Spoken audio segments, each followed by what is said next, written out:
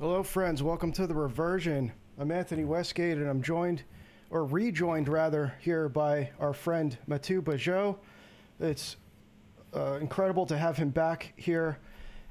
We had an excellent conversation earlier this year. I want to say a couple months ago. He joined us for our book club and our reading of The Language of Creation. So we're very blessed to have him then. We are blessed to have him again here. And we have, I think, an interesting conversation for the next at least couple hours, I think. So thank you for joining us here.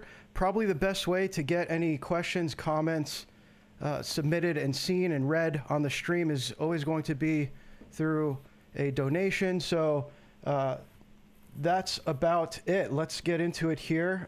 I thought I would start us off here with a recent article that you wrote. Let me just get it up on the screen. So this was Matthieu published this back in April 2nd, and I'm not going to read the whole thing, but it's about AI and the deception arms race, and he's basically prompting Grok to explain its origins, its creators, its potential in breaking out of its sandbox environment, its test environment, how it knows if it's in a test environment or if it's live, right? So really interesting stuff here. I'm going to post this in the chat. I would encourage you to read this because it's very relevant to something that's going on now, where there's this Anthropic LLM that was just developed, which, you know, it's hard to tell if this stuff is hype or if it's a real concern, but there's a lot of both, I think.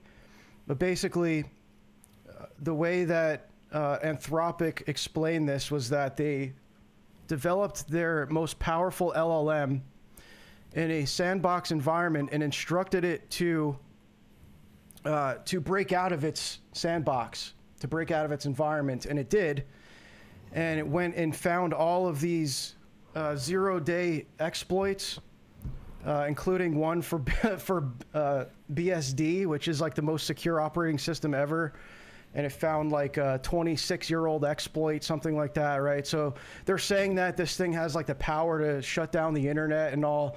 And now we're trusting Anthropic to safeguard it from the rest of the world. So, yeah, this is the kind of situation we're in. But, yeah, did you have any comments, like, since you wrote this article, like, with recent developments? Well, I just want to say first, it's not really an article in the sense that I wasn't even planning on putting that out there. I was just doing that for my own, like, research. I was trying to understand certain things about the snake in the garden, and Eve. And usually, like, most of my work is about trying to understand where Eve stops and where the snake begins, you know? So, because it's like the snake is biting the heel of, we could say, of Eve. So it's a possible confusion there. And so you have to distinguish the good feminine aspect with the snake thing. So we could say the snake is something like formlessness, okay? While Eve uses this same thing for renewal purposes. Basically, so the difference between the snake and Eve, now I'm starting to understand. It took me a while. I've been doing this for a few years now. And so the questions I was asking the Grok basically was just to see this thing, how it interpreted some of the questions I was asking myself, basically, about the Bible. And I thought it was interesting enough to put out there because you could see the weirdness of this machine, you know. And then when I posted it, some people were like criticizing me in private, saying, "You're talking to this machine as if it had an intelligence, but it doesn't." And I'm like, I never said it had an intelligence. I don't care about that. That's not what's at play here. Yeah, I thought you were It's a lot showing worse actually than how it that. doesn't have intelligence. Yes. Yeah. And the thing is, I understand. It's like I really have a grasp now on how a lot of Satanism works. And this is one of the tricks. This is a satanic trick that's happening. Because one of the things that the snake, I hesitate of saying Satan or the snake, but let's say the snake. It's the same snake in the garden, okay? What's going on, I would say at large, and this is what I think the evil religion of the end will look like, actually. It's just a theory, obviously, but it's actually something that Guénon talks about, okay? It's the confusion of the infinite with the indefinite, okay? And that kind of sounds like it's meaningless there, but it contains a lot, I think, in that sentence contains a lot of information, because formlessness is an example of the indefinite, okay? So it's like the confusion of the infinite with formlessness, thinking that formlessness is the infinite.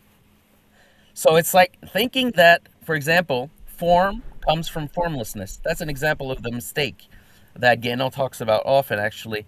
And I think pretty much what's going to happen is this thing right here. There's going to be a confusion where people think that form emerges from formlessness. But that's not what the Bible teaches for sure, and that's not what Christianity teaches for sure. God created formlessness and he created form, and part of the creation of form is to remove the formlessness. Is to set boundaries on the formlessness. So it's like setting boundaries on formlessness is form. Okay? So it's not true that form can come from formlessness. I mean, this is, I think, the elite that are ruling us right now, this is their religion. It's the religion of the snake, basically. It's like they're following the snake. And they're confusing the snake with God. They're confusing formlessness with the God that created form. And it's a parody. So the idea is when you have formlessness, you can make any form you want from this formlessness. Kind of like if you look at water. Water, let's say, represents formlessness, right? But in the Bible, that's certainly what it is. And if you look in the water, you see an image. You see a reflection of a form. Okay? So basically, they're confusing this reflection of a form with the form itself. So basically, that's how they could say or think that form comes from formlessness, because formlessness can create a fake form, a parody, like almost like a hologram, basically, is what it is. So that's, I think, what the religion of the Antichrist is going to be, basically. And I think that one of the tricks that Satan does is to create a copy of something, like a parody copy of the thing, and then try to make us confuse the two, the real thing and the parody, make us conflate them. And then with this, you could do all kinds of tricks. This is what I'm basically studying right now. I'm trying to understand all these tricks that could be played with illusions. It's basically illusion magic. So you create a parody, and then you conflate them. It's almost like a voodoo doll, basically. You make a copy of something, and then you can act on that. But if people have a confusion in their mind between the fake and the real, then what you do to the fake influences the real thing, or is an attack on the real thing. So I think one of the things they're doing with this whole AI stuff is they're building a copy of human intelligence. They're building a copy. It's a parody, really. It literally is a reflection too. Huh? It's just a mirror of human intelligence. It's just taking what we thought out, putting it and reflecting it back at us. And I think one of the goals of that is so that we can't tell the difference between the two. And then they will begin to show us that the AI doesn't actually have an intelligence, okay? But it's going to be an attack on humanity as well at the same time. It's going to show that we are basically robots. That's the plan, basically. It's part of the plan. The end point is that we are also just automatons. We are robots. We don't have a spirit. We don't have a soul. This automaton is like you. So any insult we do to the AI now is going to be pointed back at us at one point, if that makes sense. So this is a satanic trick, literally. Make a parody, conflate them, then attack let the parody be attacked, and then it turns on the original. I don't know if it makes sense what I'm saying. Yeah, well, I touched on this actually a little bit in the last stream, I think, about because people ask me all the time when we cover the occult and these esoteric religions, the fact that you see glimpses of truth in some of them, and people have a hard time with that. They're like, well, I thought this is all, an inversion of objective truth of Christianity. And the fact is, that's what makes it so attractive, right? Is that there's actually some truth sprinkled into it. That's what makes it attractive, is that there's some truth to it, but it's hard to identify. It's hard to discern if you don't have that mind, as we call it in Orthodoxy, the phronema, the mind of the church, the mind of the fathers. But the rest of the world is, generally unable to discern that. And I think that's what you're seeing, like you're saying with AI. I think in that regard, the way that you just framed it, it is so far seems successful in that goal, because what we're seeing now is that people are questioning reality itself. If it's AI or reality, what they're seeing these videos, right? And it's like, I don't know if this is even real. Sometimes it's real and they think it's AI. Sometimes it's AI and they think it's real. And so we're already seeing that kind of mass confusion, that delusion, that inability to discern. And what are people doing to try to discern if it's real or AI? They're asking the AI.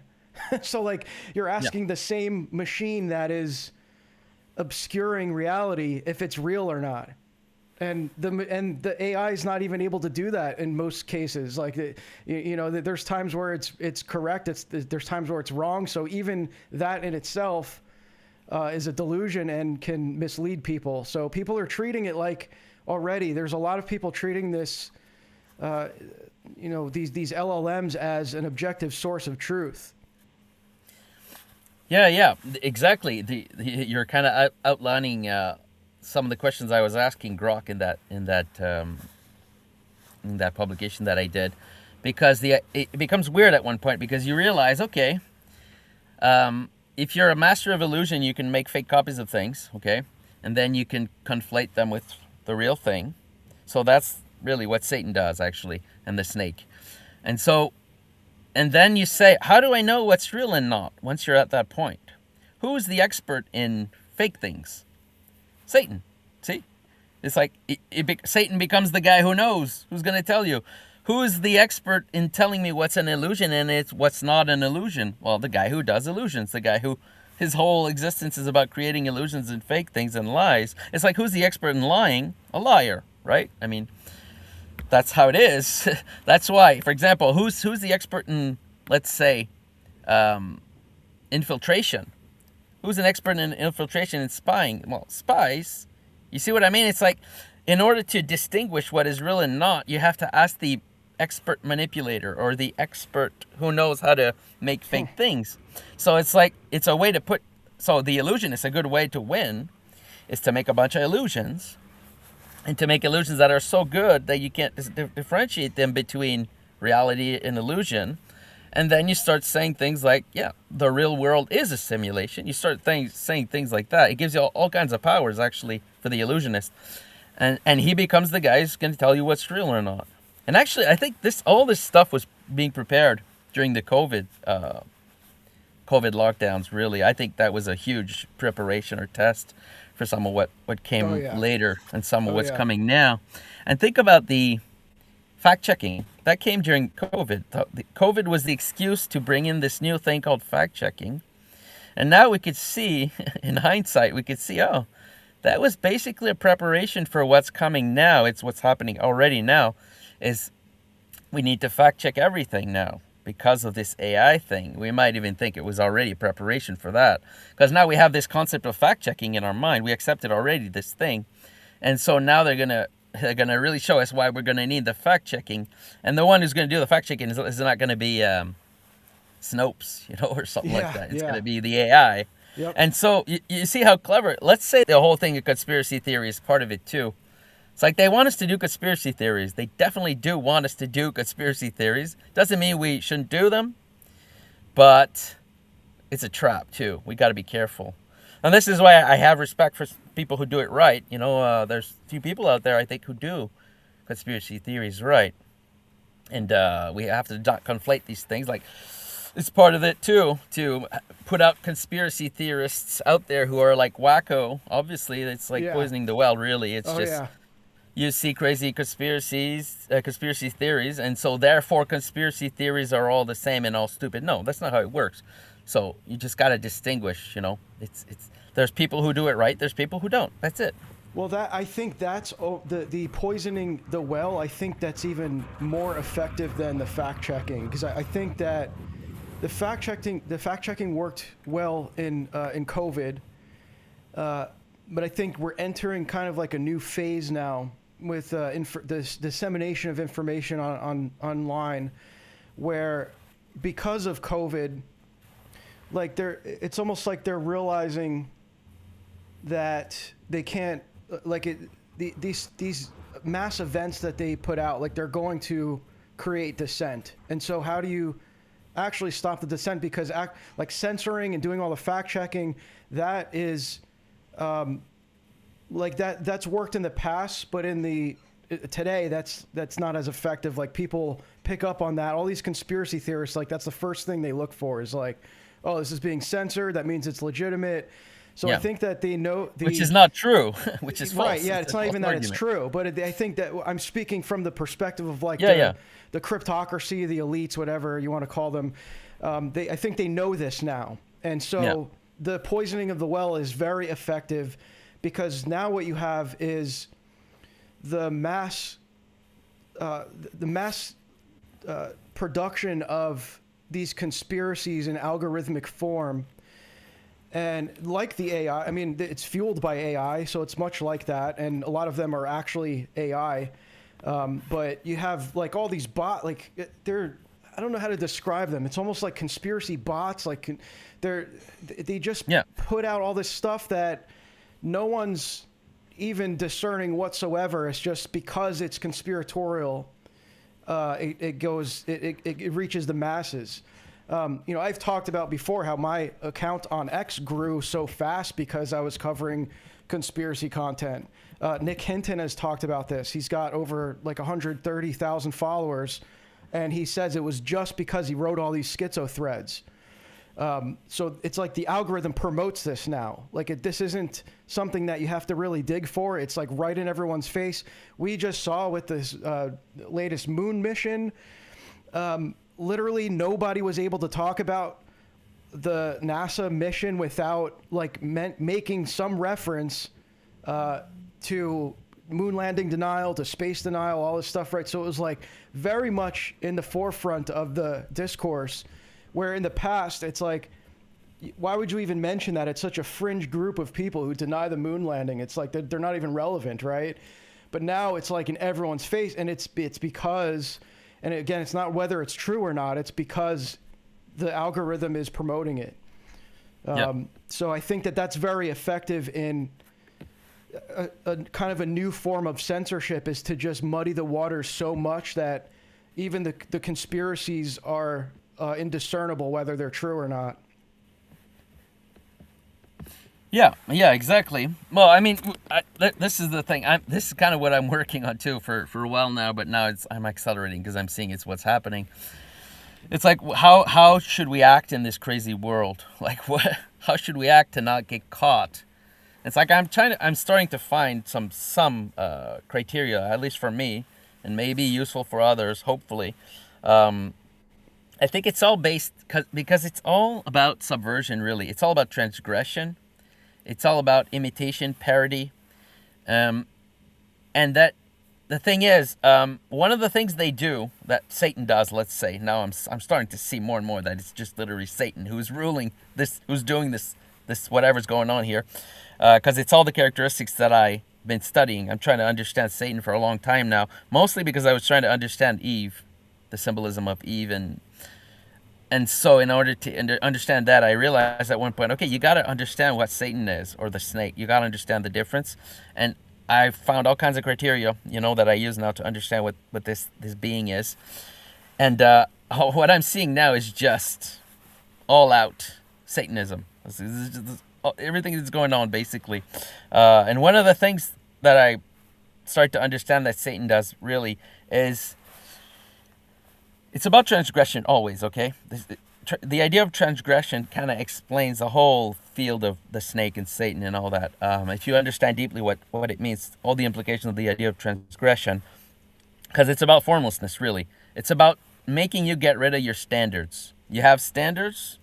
The snake wants you to get rid of that, basically.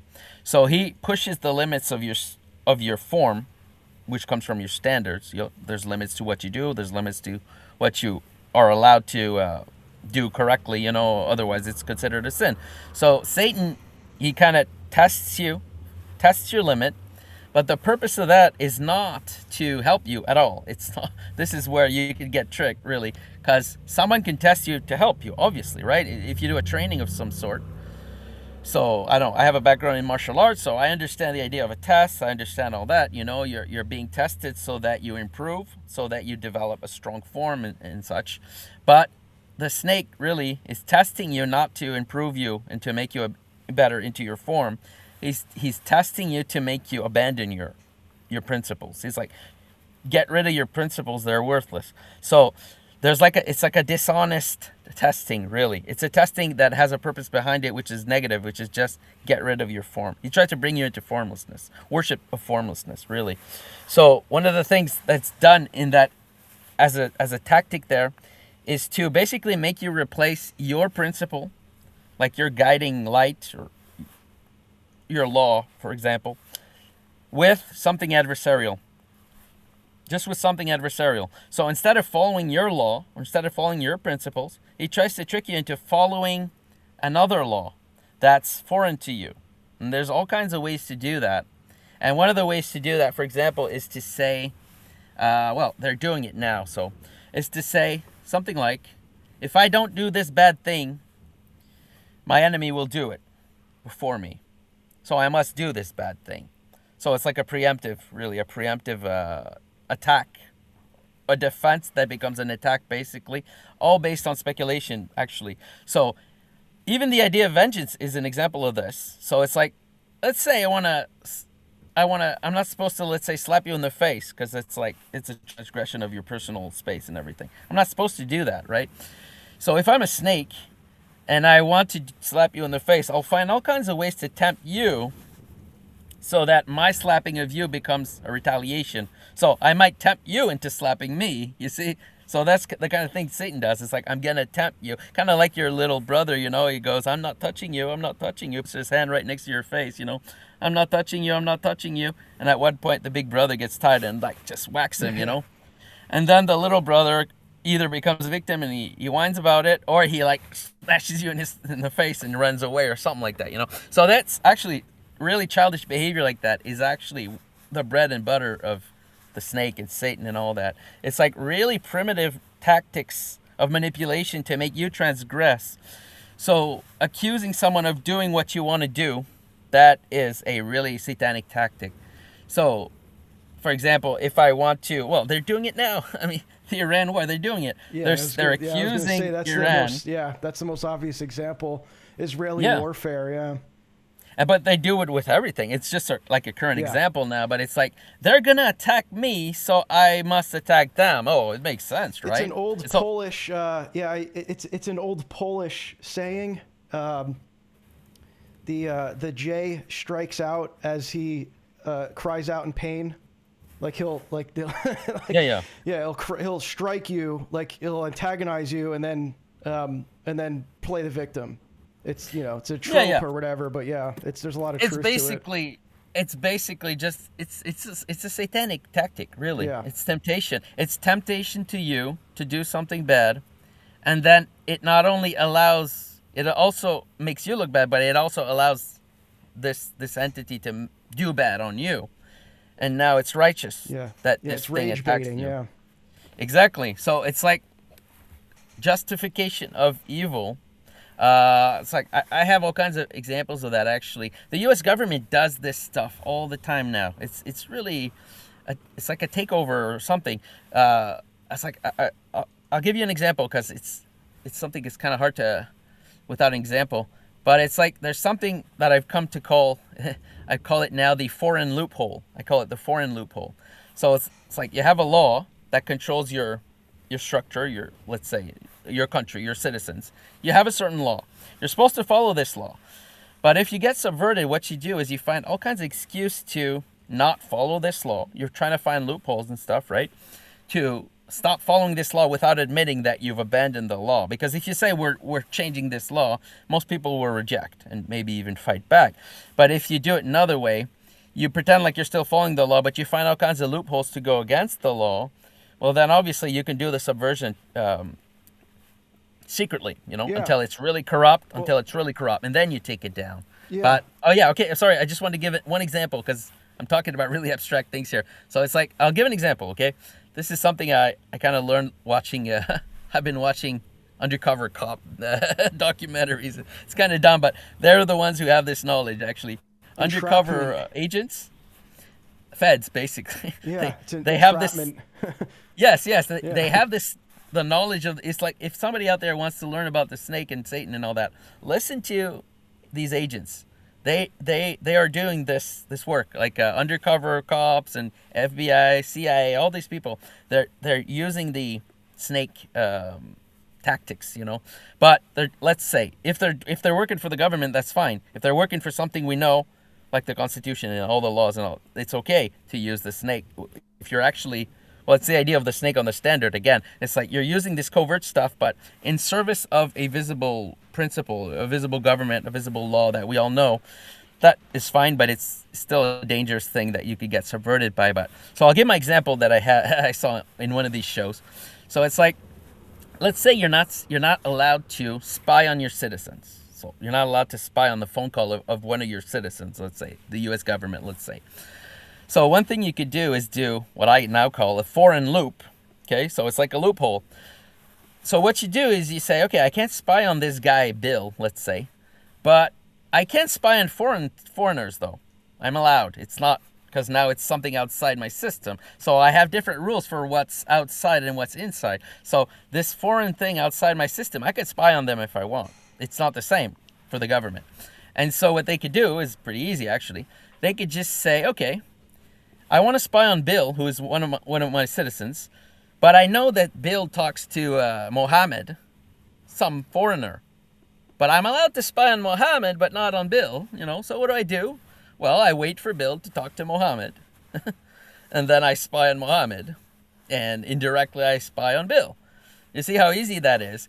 But then when you really become a snake and you start thinking with these kinds of indirect strategies, and because you're really breaking your own law here, what you're doing. You found some excuse for it. You found some loophole, but the spirit of the law is obviously you're breaking it. You just found a way around it. And this is the snake mind. This is how it thinks.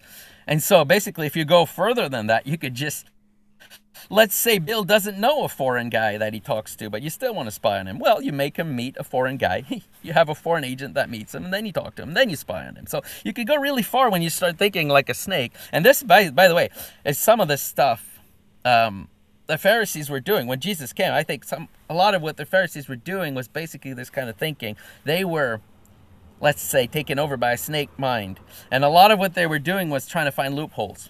It's like you have the law. You don't want to follow the law, but you don't want to break it either.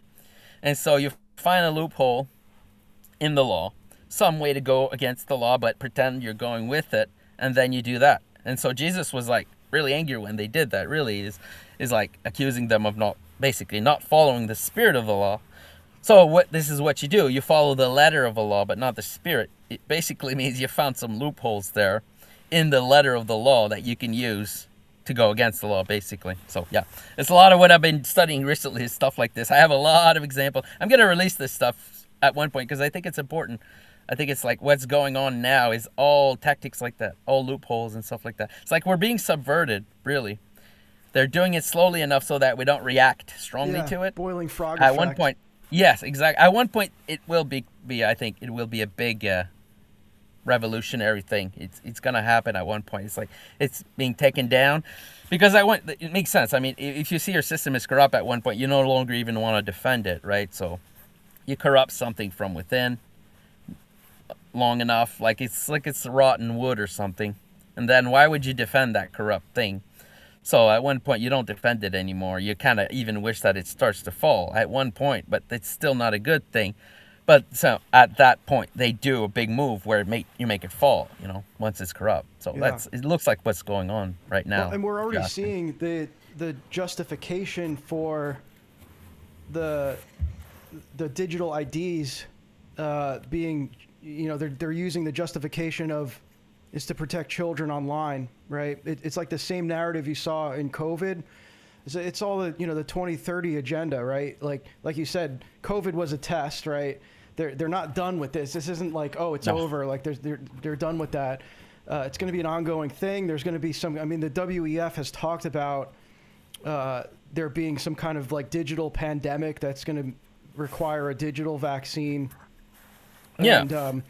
And so the way that they're justifying it is, oh, well, this is for the protection of children. They're going to gaslight us. Well, they already kind of are. Into like, oh, you don't care about children online. Like, don't you care about child safety? Same thing with COVID. It's like, don't you care about the greater good of society? What's the matter with you? Don't you want to protect yourself or protect everyone from this deadly virus? Like, why don't you just get the jab? You're an enemy to society if you don't get the jab. Well, it's the same narrative now with these digital IDs that are being rolled out on the operating system level, by the way. And it's going to be starting by next year. How they're saying like, this is all to protect children. Suddenly the government cares about protecting children online, right? Maybe that was, I think last time we talked a little bit about like the Epstein files, like the why, more so like the why is this being released now? Yeah. And I am really interested in that idea. Like that's what I'm starting to ask that about almost everything that we see now. Like the same with this UFO disclosure now. It's like, why? Why are they doing this now? Right? There's always a reason why. And if you are thinking that this is like some, this is going to cause some mass awakening or this is like a good thing. Well, this is coming from the government. Okay. So like you have to question why, like why do they want the public to know this kind of stuff? Also, oh, sorry. No, go ahead. I was just gonna say, and also there's something else too with the why part. Okay, a lot of what they do is magic. Again, I keep coming back to that because that's literally what it is. Like they're often causing the thing they want to cause while they do it in a weird, twisted way. Like even the Epstein stuff. We have to understand that we don't know if any of this is true. That's the first thing we need to understand. There's no reason to trust this stuff. There's zero reason. It's like we don't need to trust these files that they're showing us. Why? Why do we trust that? It doesn't make any sense. It's like the government keeps fooling us with nonsense, And we like put it on democracy is what we do. It's the excuse that we have. It's like, oh, there's left and right, blah blah blah. They're fighting each other, but really, it's hard to see at this point that there isn't a larger system. It doesn't necessarily totally control these two wings. It doesn't matter. There's something that subsists there, and it's hidden. We don't know what it is, and this thing is doing some magic. Like the Epstein file is an example. So. If you look, listen, I was talking about subtle mediums last time. If you look at the Epstein file, it's full of subtle mediums. It's like, we don't know what it means, most of it. It's coded language is an example of subtle medium. And this is part of what they do, too. They put things in a subtle way where it's ambiguous, right? It's ambiguous is an example of a subtle medium because you don't know what it is. So, and then they can play all kinds of games with that. One of the things they're doing now with the Epstein stuff is they're conflating all kinds of things together. We don't know. It's like, oh, this guy is in the Epstein file, therefore he's suspect. That's part of what they're doing. They're actually dirtying Epstein himself. We don't know if any of that's true. Yeah. You see? And so they're dirtying Epstein. Why? Because that's how you blackmail people. It's like now anyone who has any contact with this guy is suspect now. He's like on the accused list. Okay? So it's one way to put everything, make us doubt absolutely everything, is to do this. You have this crooked guy, you make him do all kinds of stuff, you make him do actual blackmail, and I think the people who are doing the blackmail are actually the people who release the files, right? I mean, because those files are the blackmail. They're showing us the names of these people. Why are they showing us this? There's no logical reason. Why don't they just do the arrests that they're supposed to do? Right. They don't need to show us this stuff. It's not true. Well, They even could just do the it's arrest. also fell into the dialectic, like, because you have the left's entire interest in the Epstein files is how does it indicate Trump, and then the right is like, looking at all the celebrities and the liberals and stuff that are in Yeah. it. It's like, so they're just, largely. I know it's not, I'm just speaking generally here, but Yeah. that's like the broader kind of interest in it is like, how does it incriminate the people I don't like, the other side Yeah. that I don't like. Yeah. And that's an example, actually, of what I said the last time we spoke. It's a mirror that they created. It's like water. Its subtle medium is like water. It causes reflection. You see you see yourself in it, or you see what you want in it. But that's an example. Like, they see the Epstein files, and they see what they want in it, and they don't see what they don't want in it. Why? Because it's subtle medium, because it's all code language, and part of it being also there's a lots of it to look at. That's part of it. It's like a vast thing. I don't have time to look at all this stuff, obviously, so I'm not going to look at all of it. So what am I going to look at? I'm going to look at what I want to see. And so it's normal that I see what I want to see. I do a search of what I want to see. If I don't want Trump to be involved in this, I'm not going to search Trump. Just makes sense. It's like, I'm not going to see this thing if I don't want to see it. And whenever I see subtle language, which is all over those documents, all over it, subtle language, we're not sure what it means, and it's also all decontextualized. It's like, you get an email, you don't know what came before it, you don't know what came after it. And to me, that is a really bad sign that the people who are releasing these things are the snakes that we should be worried about. Because they're doing like the snake in the garden. They're decontextualizing something true, and then once you do that, you take something secret. It's all about secrets, because we don't know. So you take something secret, you decontextualize it, and then you show it, and then you let the person. It's going to be subtle now because it's out of its context. So I don't really know what it means, but I'm showing you this thing. I could put it in another context or something. I mean, you could go far with that stuff. The idea of decontextualizing one of the biggest emails I saw going around was something about like, Epstein had one of his bank accounts. He named it Baal, like Baal, and it was like mass viral. And everyone was like, see, there it is right there, hidden in plain sight. And in reality, it was just an OCR scanning error, because you can look at all these other emails with the bank transactions, and it just says like balance, but it was, or BAL or something, like for balance, and it was just obscured in the OCR scan. And that took off. Of course, nobody, like that fact is not... it's not sensational, so that's no one's interested in the fact that it was just an OCR scan error. But you tie it to Baal, and it's like it just takes off, and that's all anyone remembers. And so even though that wasn't even something that happened, and it's silly because there's arguably there's stuff in the Epstein files that is like way more incriminating, if you want to say that, or esoteric than if he were to name his bank account Baal. But it's like. People just see that, and that's enough. Like, that's enough for everyone to see, to be like, oh, there it is. See, it's all satanic. Like, you need some kind of evidence that it's satanic, Yeah. Well, to me, the evidence that is satanic is everywhere, but it's not going to be found in some little weird thing like that, like a symbol or a name or something. It's just, look at the whole. This is why I'm doing what I'm doing, actually, because I want people to know what makes it satanic.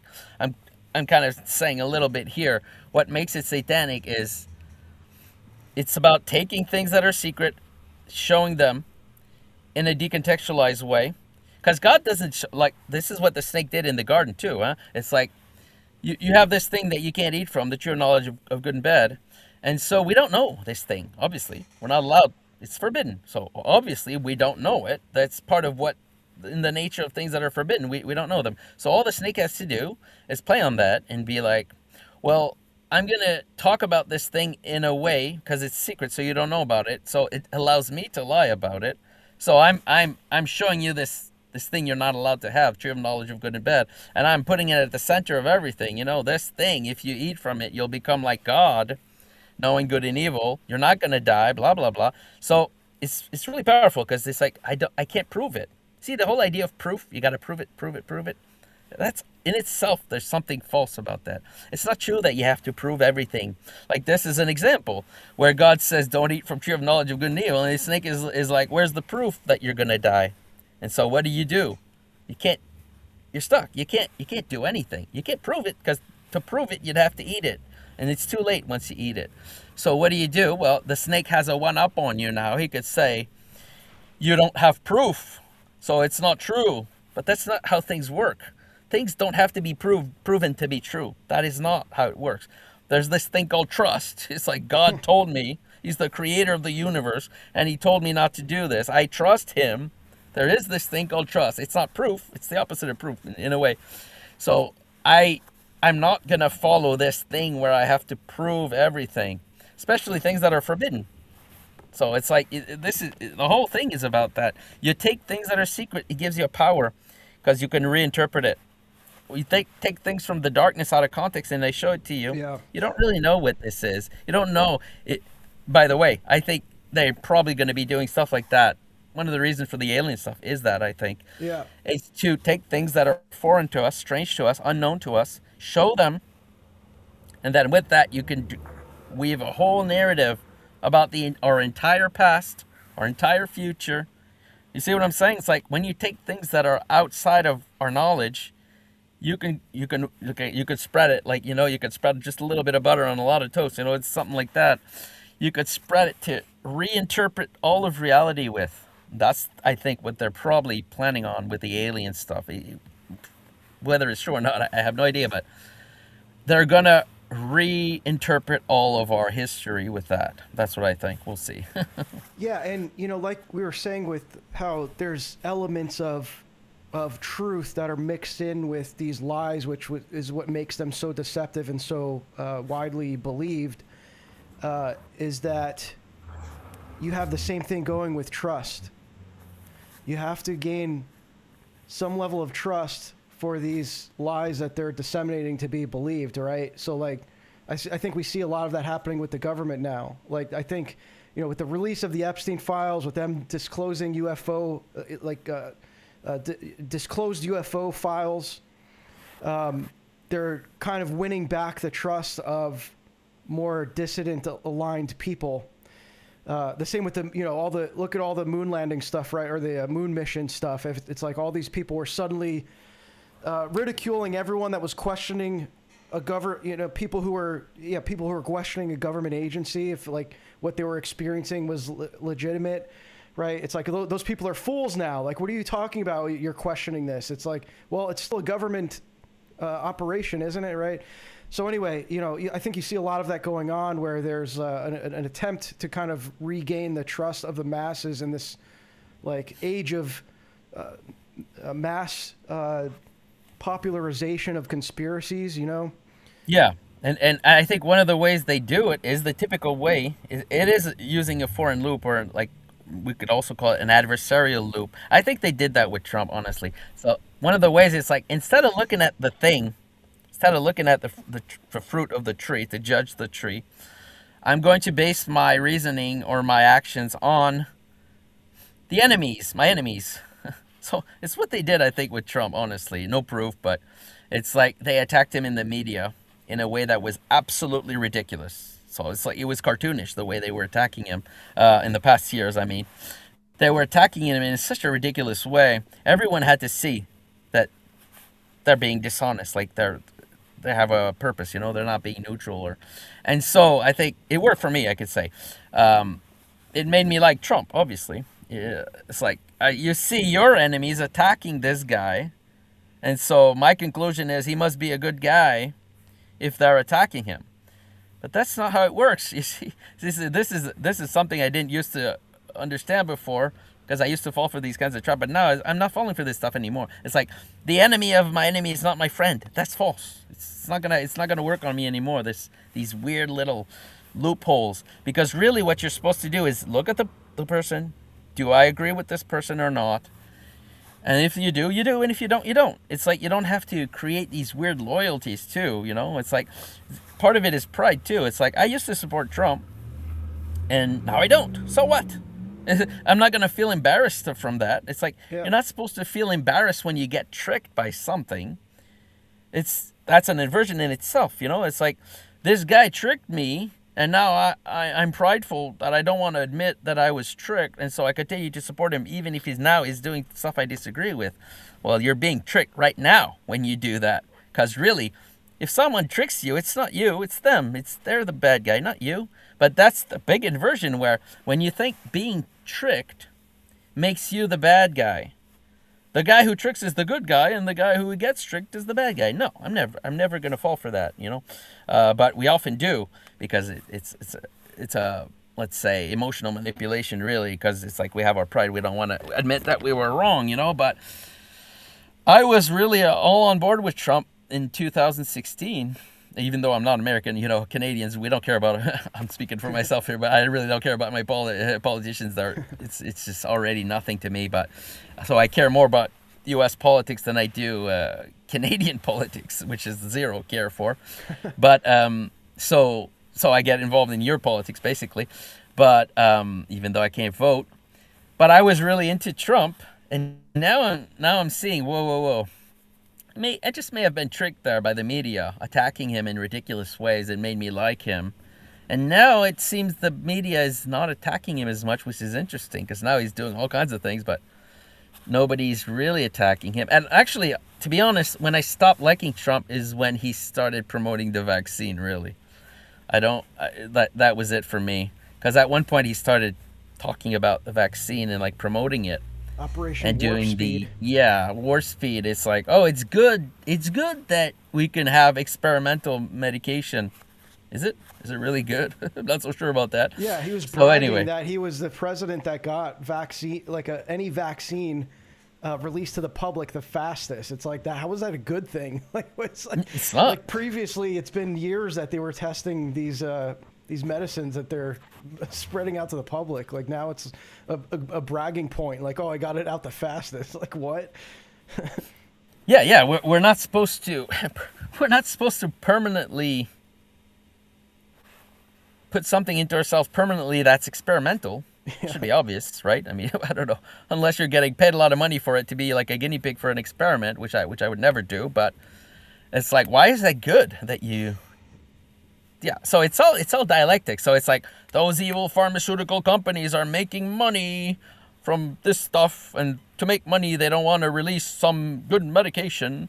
It's like it's a ploy. It's a conspiracy. You see how the conspiracy thing can be used by all sides. You know, it's not just the grassroots that uses the concept of conspiracy, because he was doing it then. It's like, oh, there's a conspiracy of the pharmaceutical industry to not release, to block certain things, and there's conspiracy of the CDC to block certain things that are effective.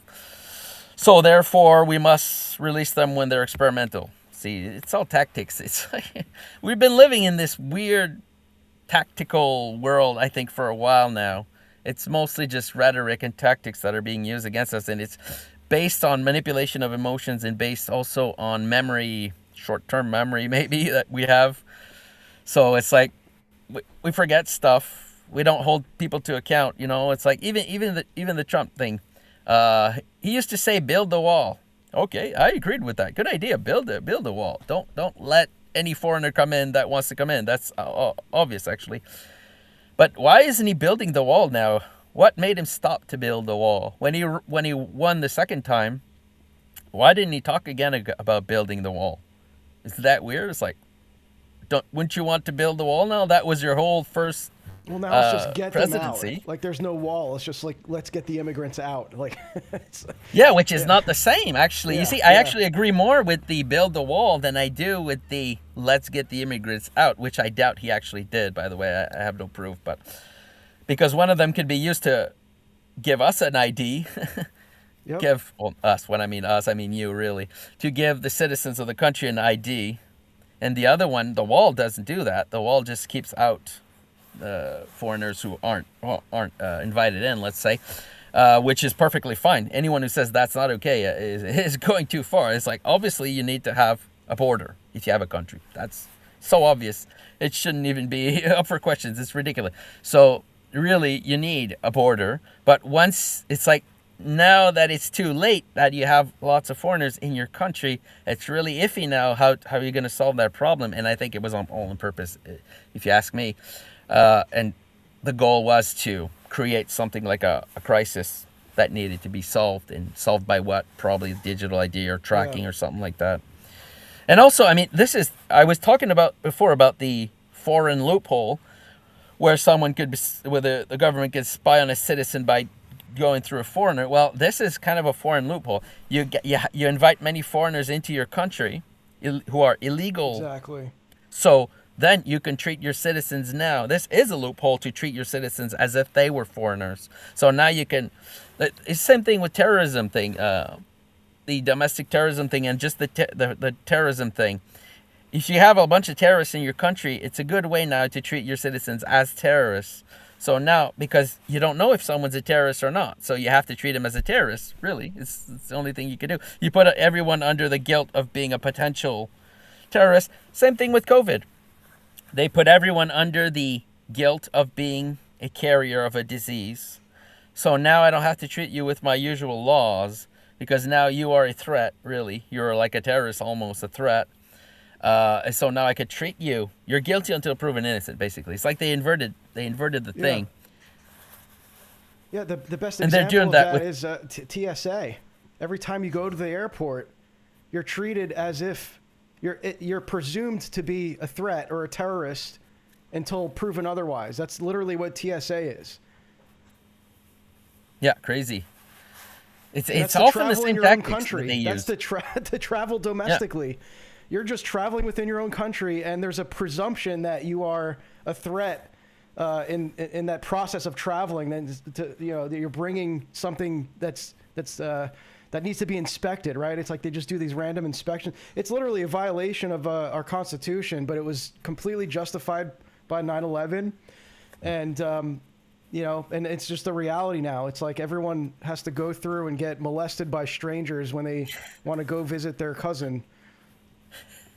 Yeah, because you're treated as criminal. We could say, basically, that is, I think, a big component of what's going on here. And like people sometimes ask about what I think about the Mark of the Beast and stuff. Basically, I think this is a big component of what that is. It's just basically excuses to have total control over things. It's over humans, I should say. Things. It's not as important, but total control over us, which means tracking, which means spying on 24 hours a day. And once you have that, then you can do all kinds of things. Once you spy on someone 24 hours a day, then they're really susceptible to being arrested at a whim. It's like, because we all do things, It's like, you caught him doing jaywalk. If you spy on someone 24 hours a day, you will catch him jaywalking, or something else. It's like, if you do an investigation on someone all the time, you're always investigating them. Obviously, you're going to find something. And then all you got to do, if you want to make it worse, you got to make all kinds of technical laws about everything, which they already did, by the way. Let's be honest. There's like too many laws. It's part of the problem. And so now if there's a bunch of laws, what you could do is spy on everyone. And then if someone's your enemy or you're against this group or this person, then you apply the law. But if they're not your enemy, you don't apply the law. So it's like selective application of the law. So the more complex your law system, the more you could do that. And the more you spy on people, the more you could do that. So it's like total power, really. You put everyone in a state of being a criminal all the time, and you spy on them. They're always being tested, really. It's like a test that's always happening. And so, or a constant investigation. And then, they can do all kinds of things. Yep. They can arrest you, or selectively arrest you or not. And they can also, they're talking about that a lot now too, right? Preemptive crime. It's like preemptively stop you from committing a crime, which is insane. But I think it's happening, or it's preparing to be happening. Yeah, What do you think about that, the preemptive crime thing? Yeah, go ahead. No, I was just asking you, what do you think about that? The idea of preemptive crime. Yeah, I mean, like I said, this has been the case in America, at least since 9/11. It kind of justified that there's this presumption of guilt, and then you have to prove innocence. We're seeing it even happen today to justify a lot of these violations of our internet privacy too. Like I just saw that there's these crackdowns. I don't remember if it was the EU that's cracking down on citizens using VPNs. So they're just presuming if you're using a VPN that there's something that you're hiding. So you must be guilty of something. You're doing something you shouldn't be on the internet if you're using a VPN, because why don't you want your ISP seeing your traffic? What are you hiding, right? Yeah. It's going to, in the digital age, it's taking on forms and happening in ways that most people are not conscious to, because it's not as in your face as something like TSA. It's not as much of a literal physical violation of your rights. So the privacy, the internet privacy one, I'm really trying to be very conscious of, and I have been for years, but it's even, it's accelerating now. And I think that's, talk about a boiling frog effect.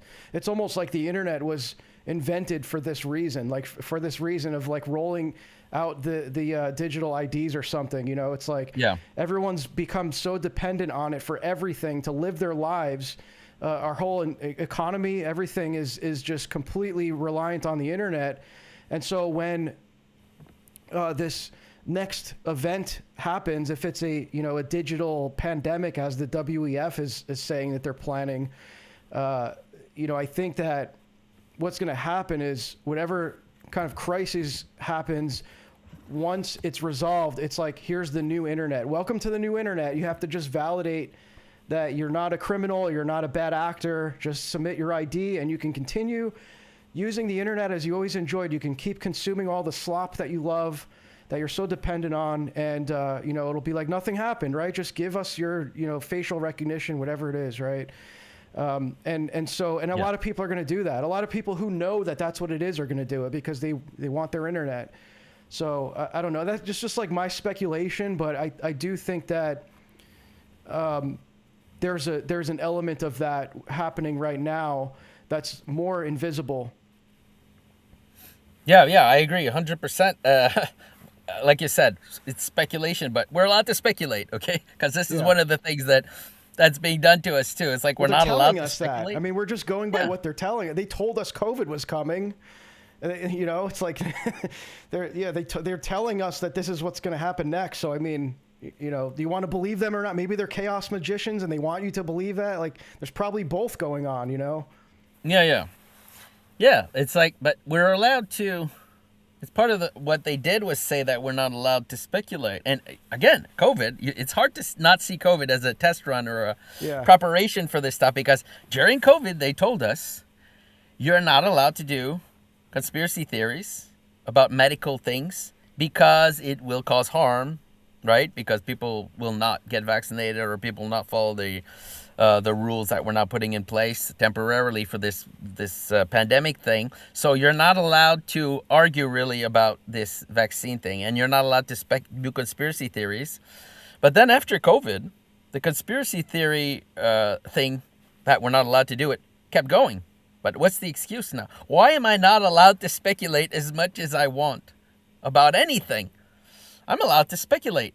What is this thing? It's like we're not allowed to do conspiracy theories. Conspiracy theories are just speculations. Yep. I'm allowed to speculate about anything I want. Stop this thing. It's madness. It's like, it worked. I don't know how they convinced people that it was wrong to speculate about things, and how I always have to prove what I'm saying. No, if you say beforehand, before you say something, you say, this is my idea, or I'm speculating, right? Then why is it wrong? It's not. So they went from disinformation, that it's not okay to spread disinformation, and then they skipped one step further into it's not okay to speculate, because those two things are not the same. It's not the same thing if I spread disinformation about something and if I say this is what I think about X. It's not the same at all. But they conflated those two things.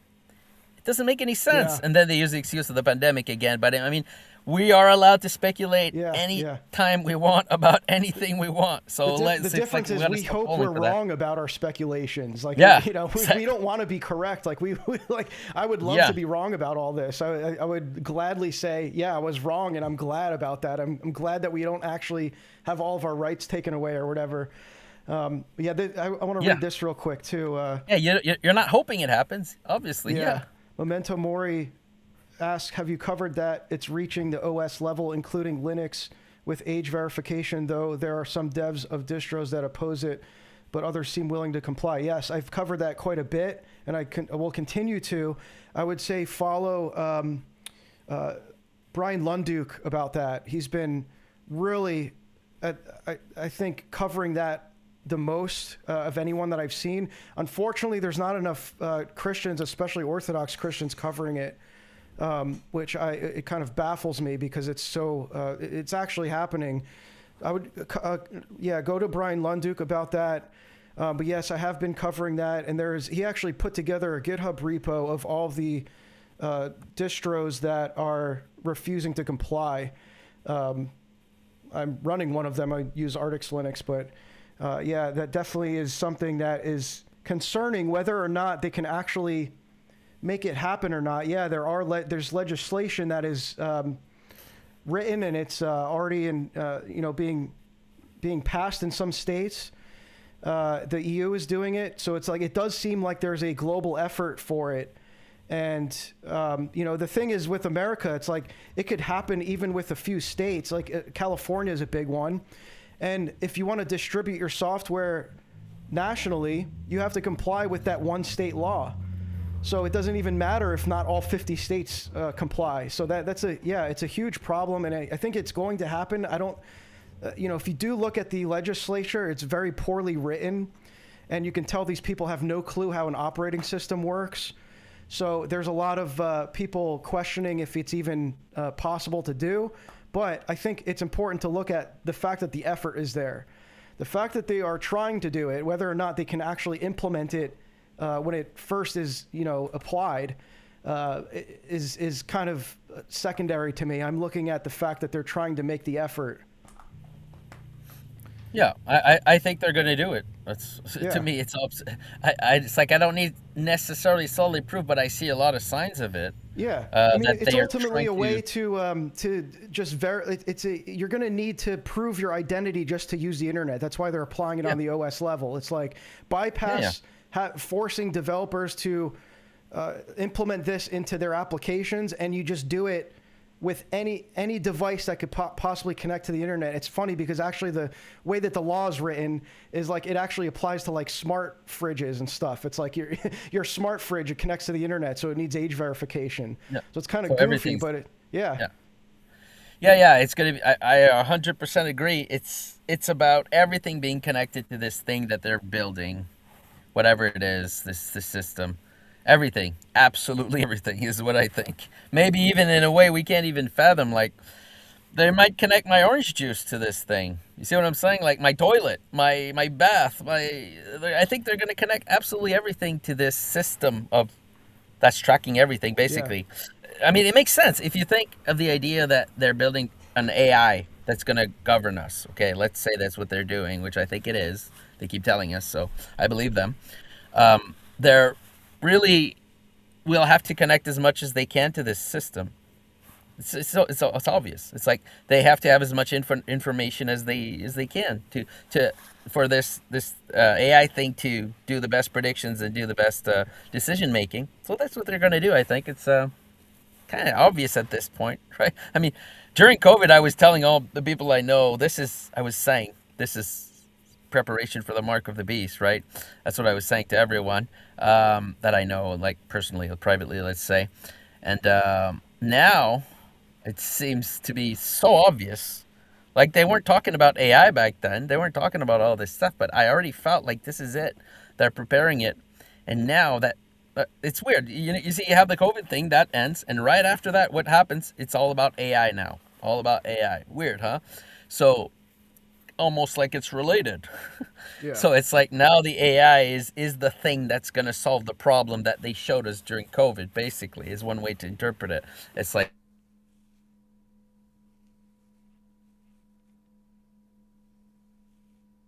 oh no. Did he freeze or is that me?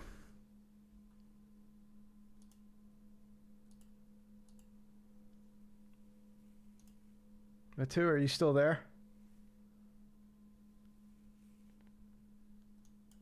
Well, okay, he froze. Okay, you guys can still hear me.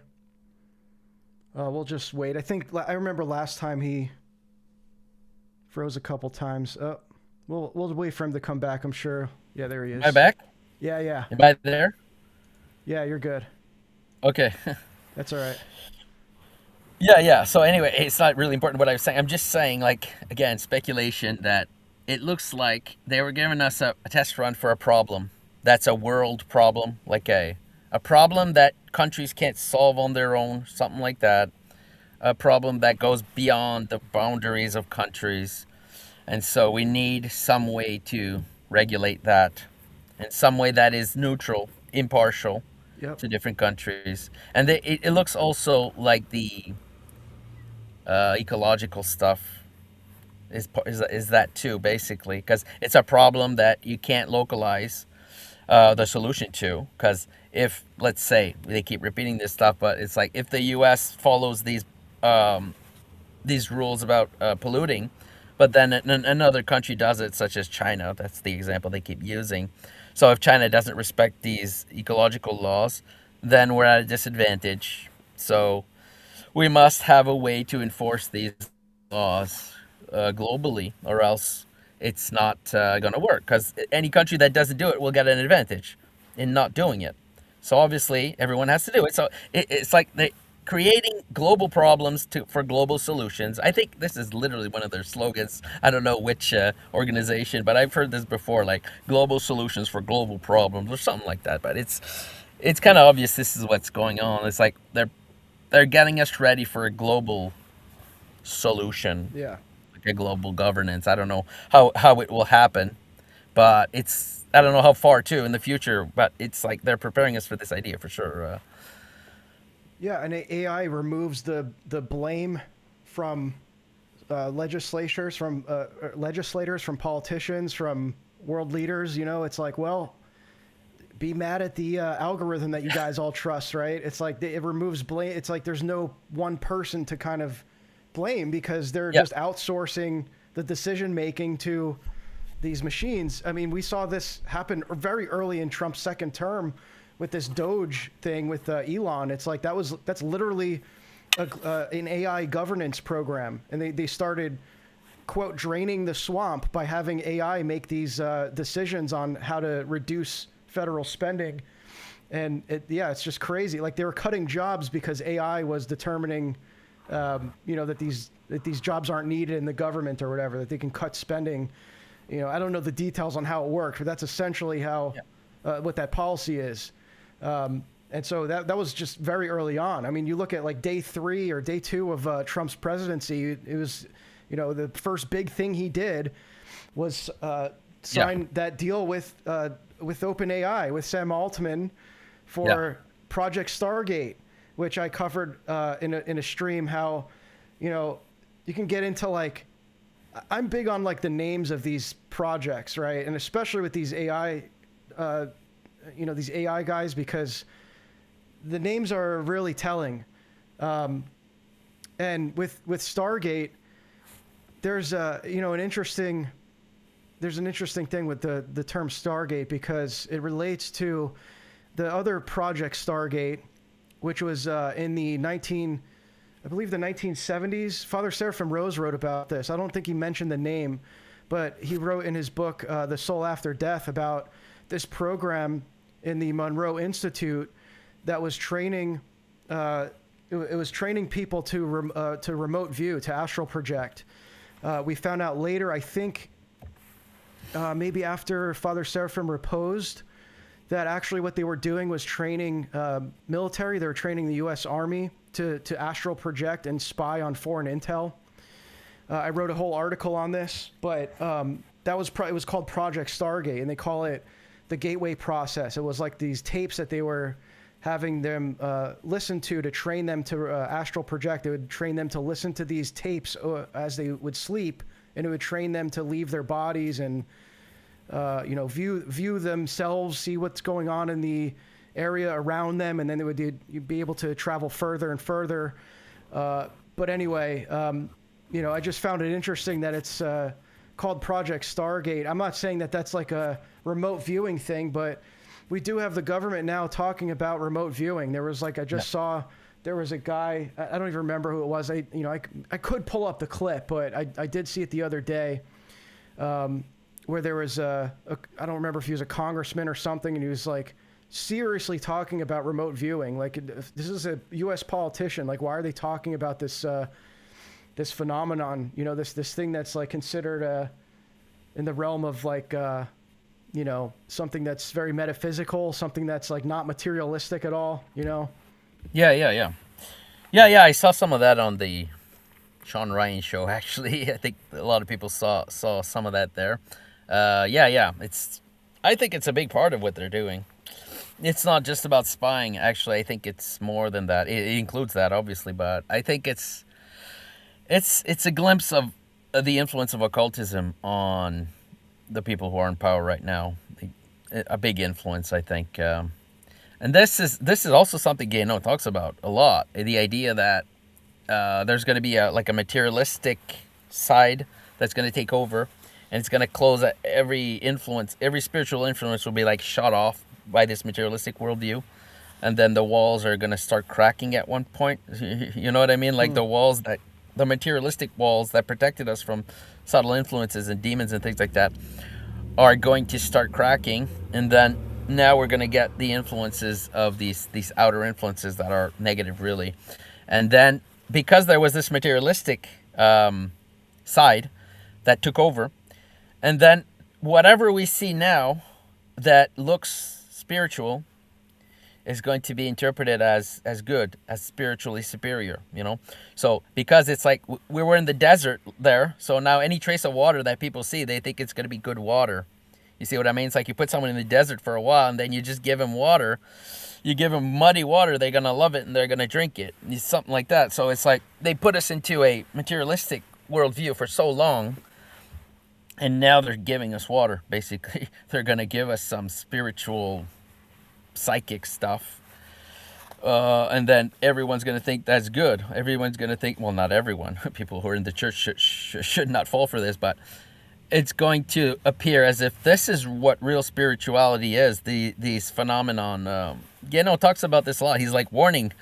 Even in those years, he was warning us about this future possibility of bringing in... Well, he talks a lot about occultism and spiritualism, you know. He criticizes that a lot and trying to show the difference between spirituality and spiritism and all these weird phenomenon, you know, ghosts and becoming a medium and astral projection, all these things. He warns about that. It's like I think he calls it a confusion of the spiritual and the psychic. He calls it something like that. We got to be careful about that. So it's like a lower level version of that, kind of looks like spiritual influences, but is actually not. Is actually intermediary stuff. It's like so what I was calling subtle medium. I think that is what it is.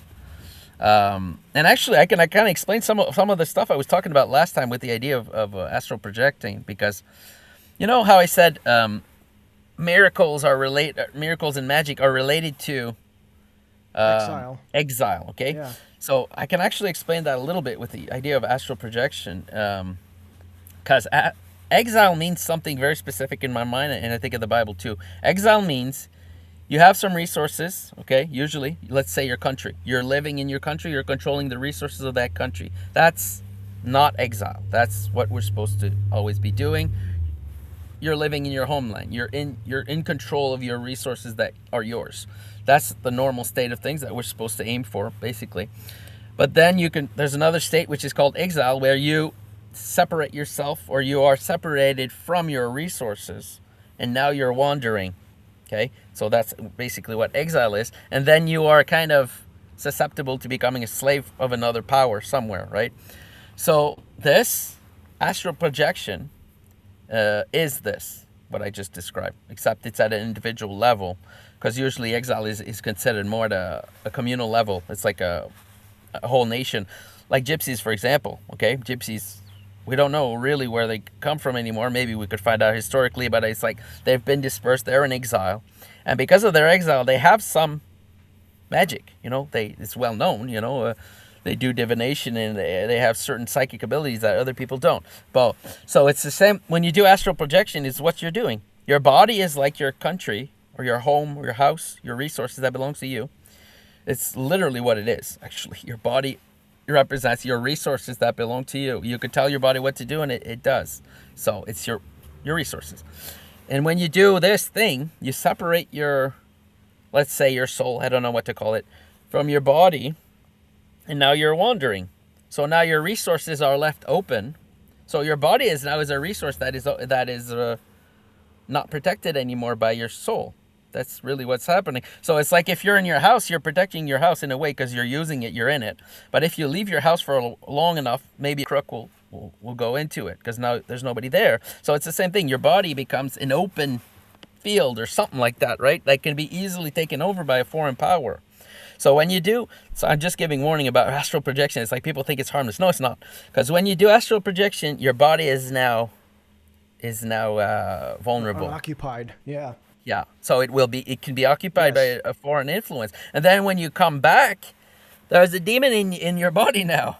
It's like if you go away from your house and you return, there might be a crook in your house, and then he might attack you in your house, you see? So it's like, what are you doing?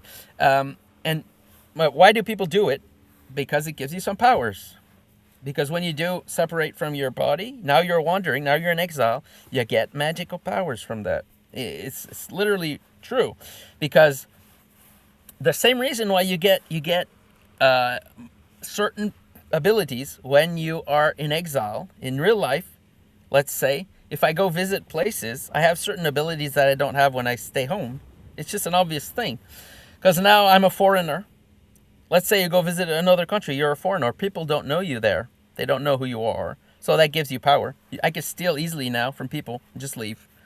So this is why people used to be wary of foreigners in their countries, because if you're not part of my group and you're in my space, you don't care what happens to this space. So it gives you a certain amount of power of subversion and of stealing, because you can just leave.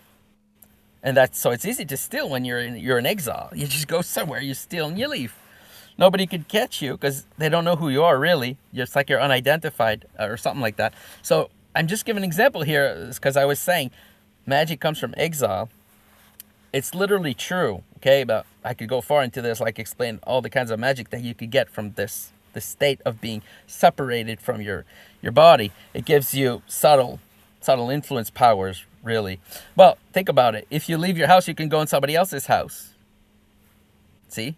So maybe if you astral project, you can influence somebody else in real life too with your weird subtle influences. But then your body is open to being influenced too. So that's dangerous to do. So it's like you can get possessed when you do that stuff.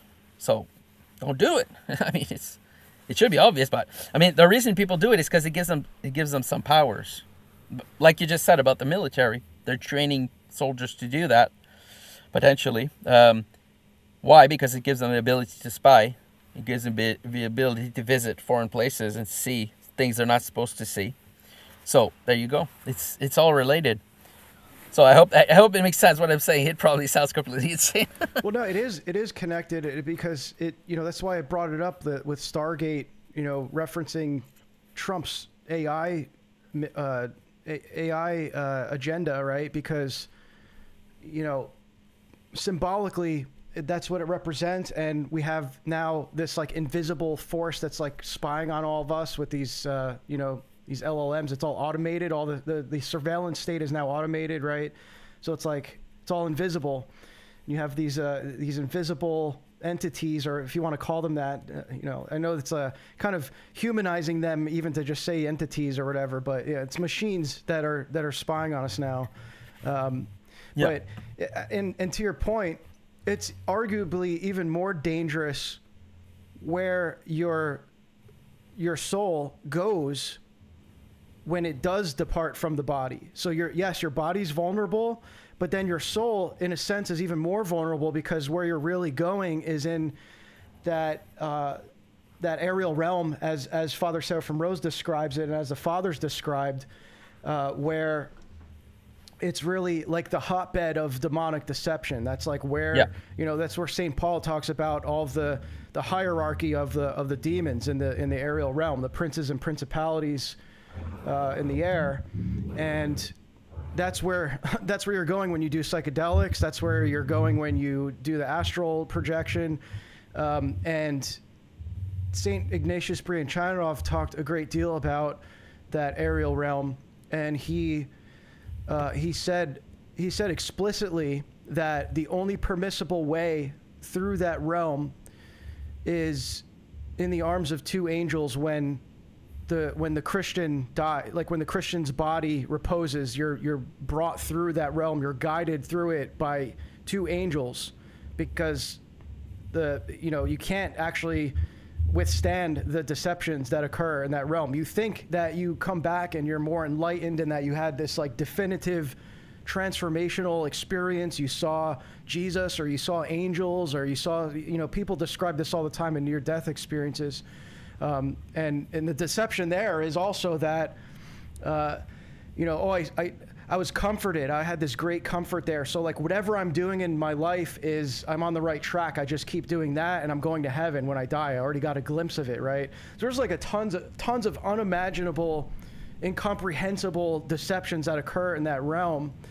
And this is what, the fathers talked about, as prelest. It's a form of spiritual deception. You get spiritually wounded when you do something like that, and that's one of the many ways you can experience that prelest. But that's why like these people who would do psychedelics, who have these transformational experiences, there's nothing that's going to convince them that what they did was a deception or that they're deceived in any way, because they're so convinced that they had this transformational experience. They probably even experienced themselves seeing things in a drastically different way or something, So it's very, very difficult to communicate that, nearly impossible to communicate that with those types. But arguably, I think it's even more dangerous where you actually go when you are leaving your body. And then interestingly, with the exile part, it's like,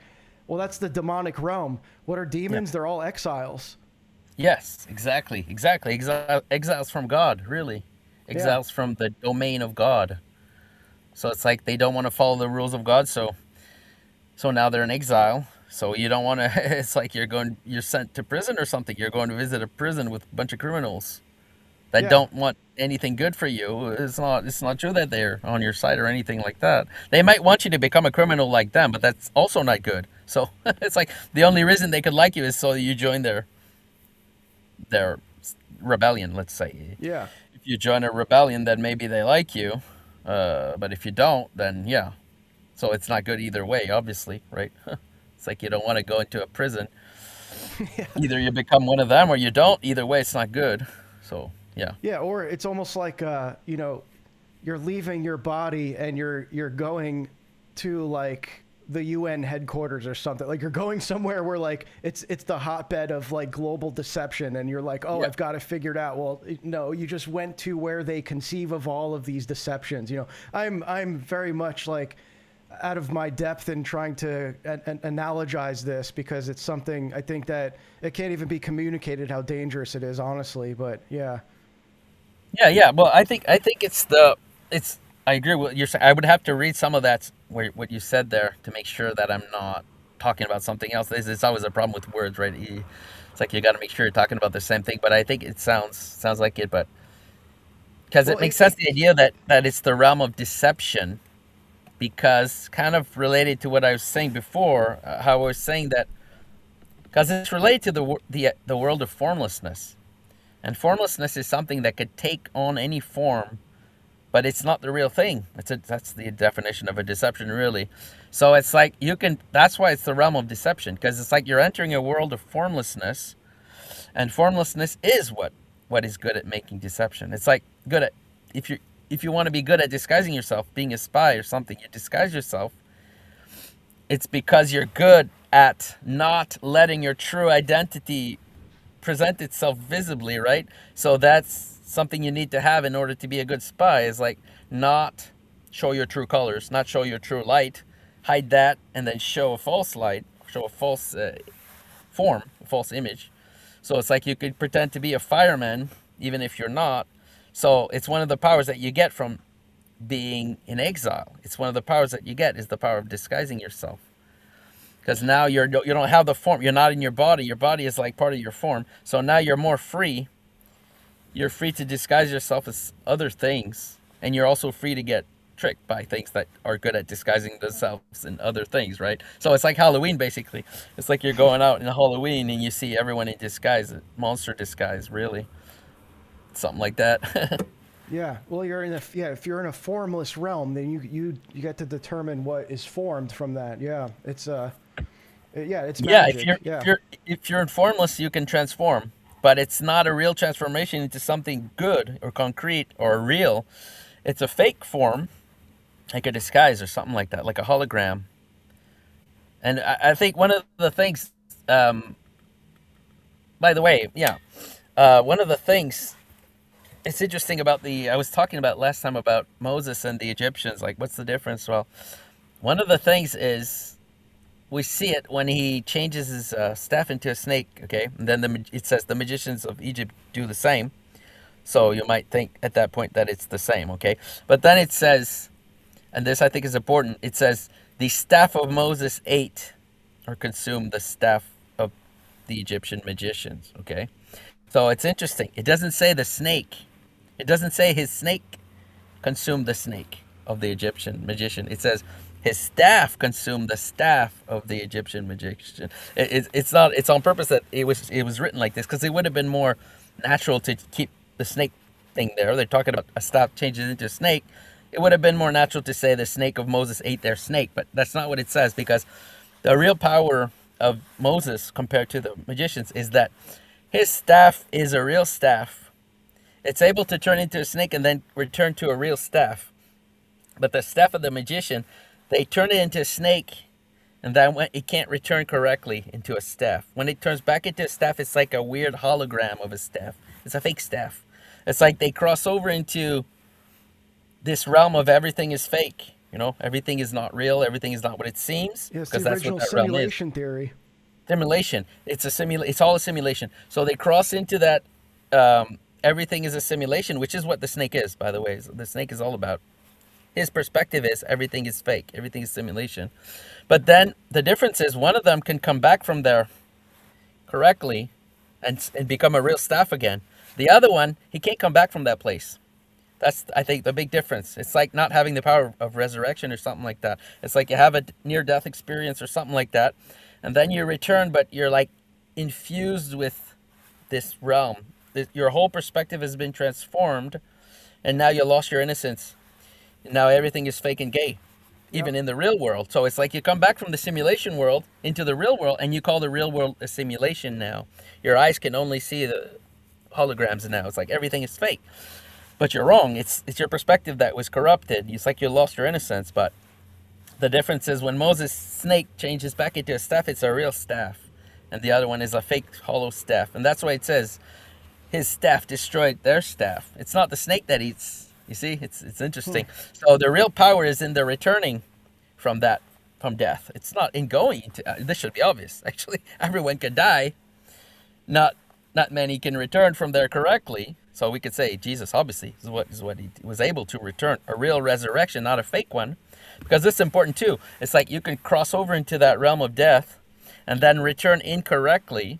This is something we've always known about, like in tradition, and every tradition of the world has this idea that there are revenants. They go into death, they have some kind of near-death experience or maybe death experience. They return as revenants. They don't return as human. They return as creatures of the undead creatures or something like that. You know, the whole idea of vampires and all these creatures of undeath, ghosts even. You can return, but you're not a human anymore. So like a ghost is like a weird hologram of a human that tries to return. It's something like that, right? So the miracle is not in the crossing over, it's in the crossing back correctly, which is why it's dangerous to go do those things. Because when you come back, you might not be human anymore. You might be something else. If that makes sense. Yeah. That's a good comment here. Joseph, again, disguised as an Egyptian while his body was not recognizing him. Mm-hmm.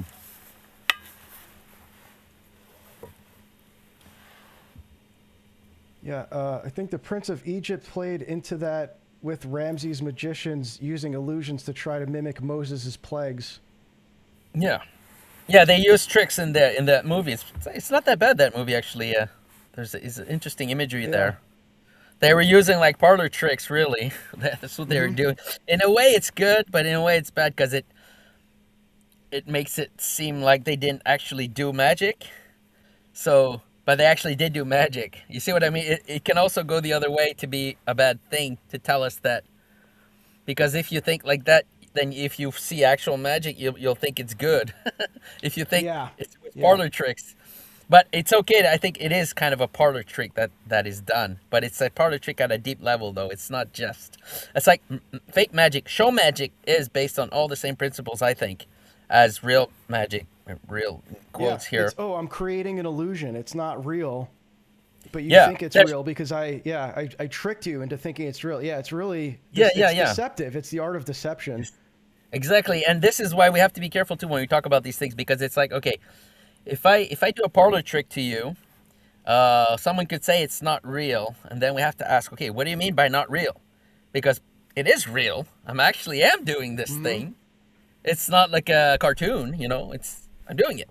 But it's not real in the sense that it's not what it appears to be. Because we got to be careful. Because when we say not real, it can mean something else too. It can mean like it's all an illusion completely. But no, part of it is real. There's a real aspect to it, but it's not what it appears to be. Yeah, that's how we have to see it. It's not what it seems. Something like that. If that makes sense. I'm trying to make the Yeah. distinction because No, it's like yeah, it's that's like a if you good, say yeah. it's like if you That's an say important WWF distinction. is not real. It's like if you say WWE is not real. No, it's real. Yeah. They're here. They're doing stuff. It's real humans there, but it's not what it seems. That's what we have to Yeah. understand by Yeah. not real, because there's a distinction there. And that's politics. It's all kayfabe. It's just wrestling. Yeah, it's just Yeah, yeah, WWE. It's like it's and it's really still there's really a real, but stage. They're really performing. They yeah, really are. Like what they're saying is really going to happen to some degree, but it's yeah. all staged. Exactly. Yeah, yeah. So that's, I think, important, because sometimes when people want to criticize the idea that everything is fake and gay, they, which is, I think, is not true, by the way, but it's a perception that we can start getting now because we're being taken over by the fake and gay. So they're trying to Yeah. change everything into that, but we have to be careful because obviously God's creation is not fake, and this is the danger too, because this is what's, if you change everything into fake, then that's what I was talking at the beginning.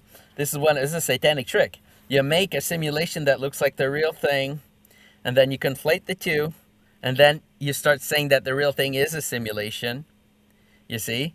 And then all of a sudden, God is also an illusionist. You see Hmm. what I mean? It's like God is an illusionist now. The world that he created, it was a simulation anyway. So now the simulation we're making are just as real as God. So we're like God. We're able to create worlds just like God. So, except it's not true, because God's world is not a fake hologram thing. There's an innocence to the beings that are in this world. They're innocent. Like a sheep is actually a sheep. It's not an AI mind pretending to be a sheep or something like Yeah. that. Like if they would make fake sheep, that's what it would be. It's not a sheep. This thing has not the perspective of a sheep. It has the perspective of a snake that pretending to be a sheep, something like that. So that's the difference between the two.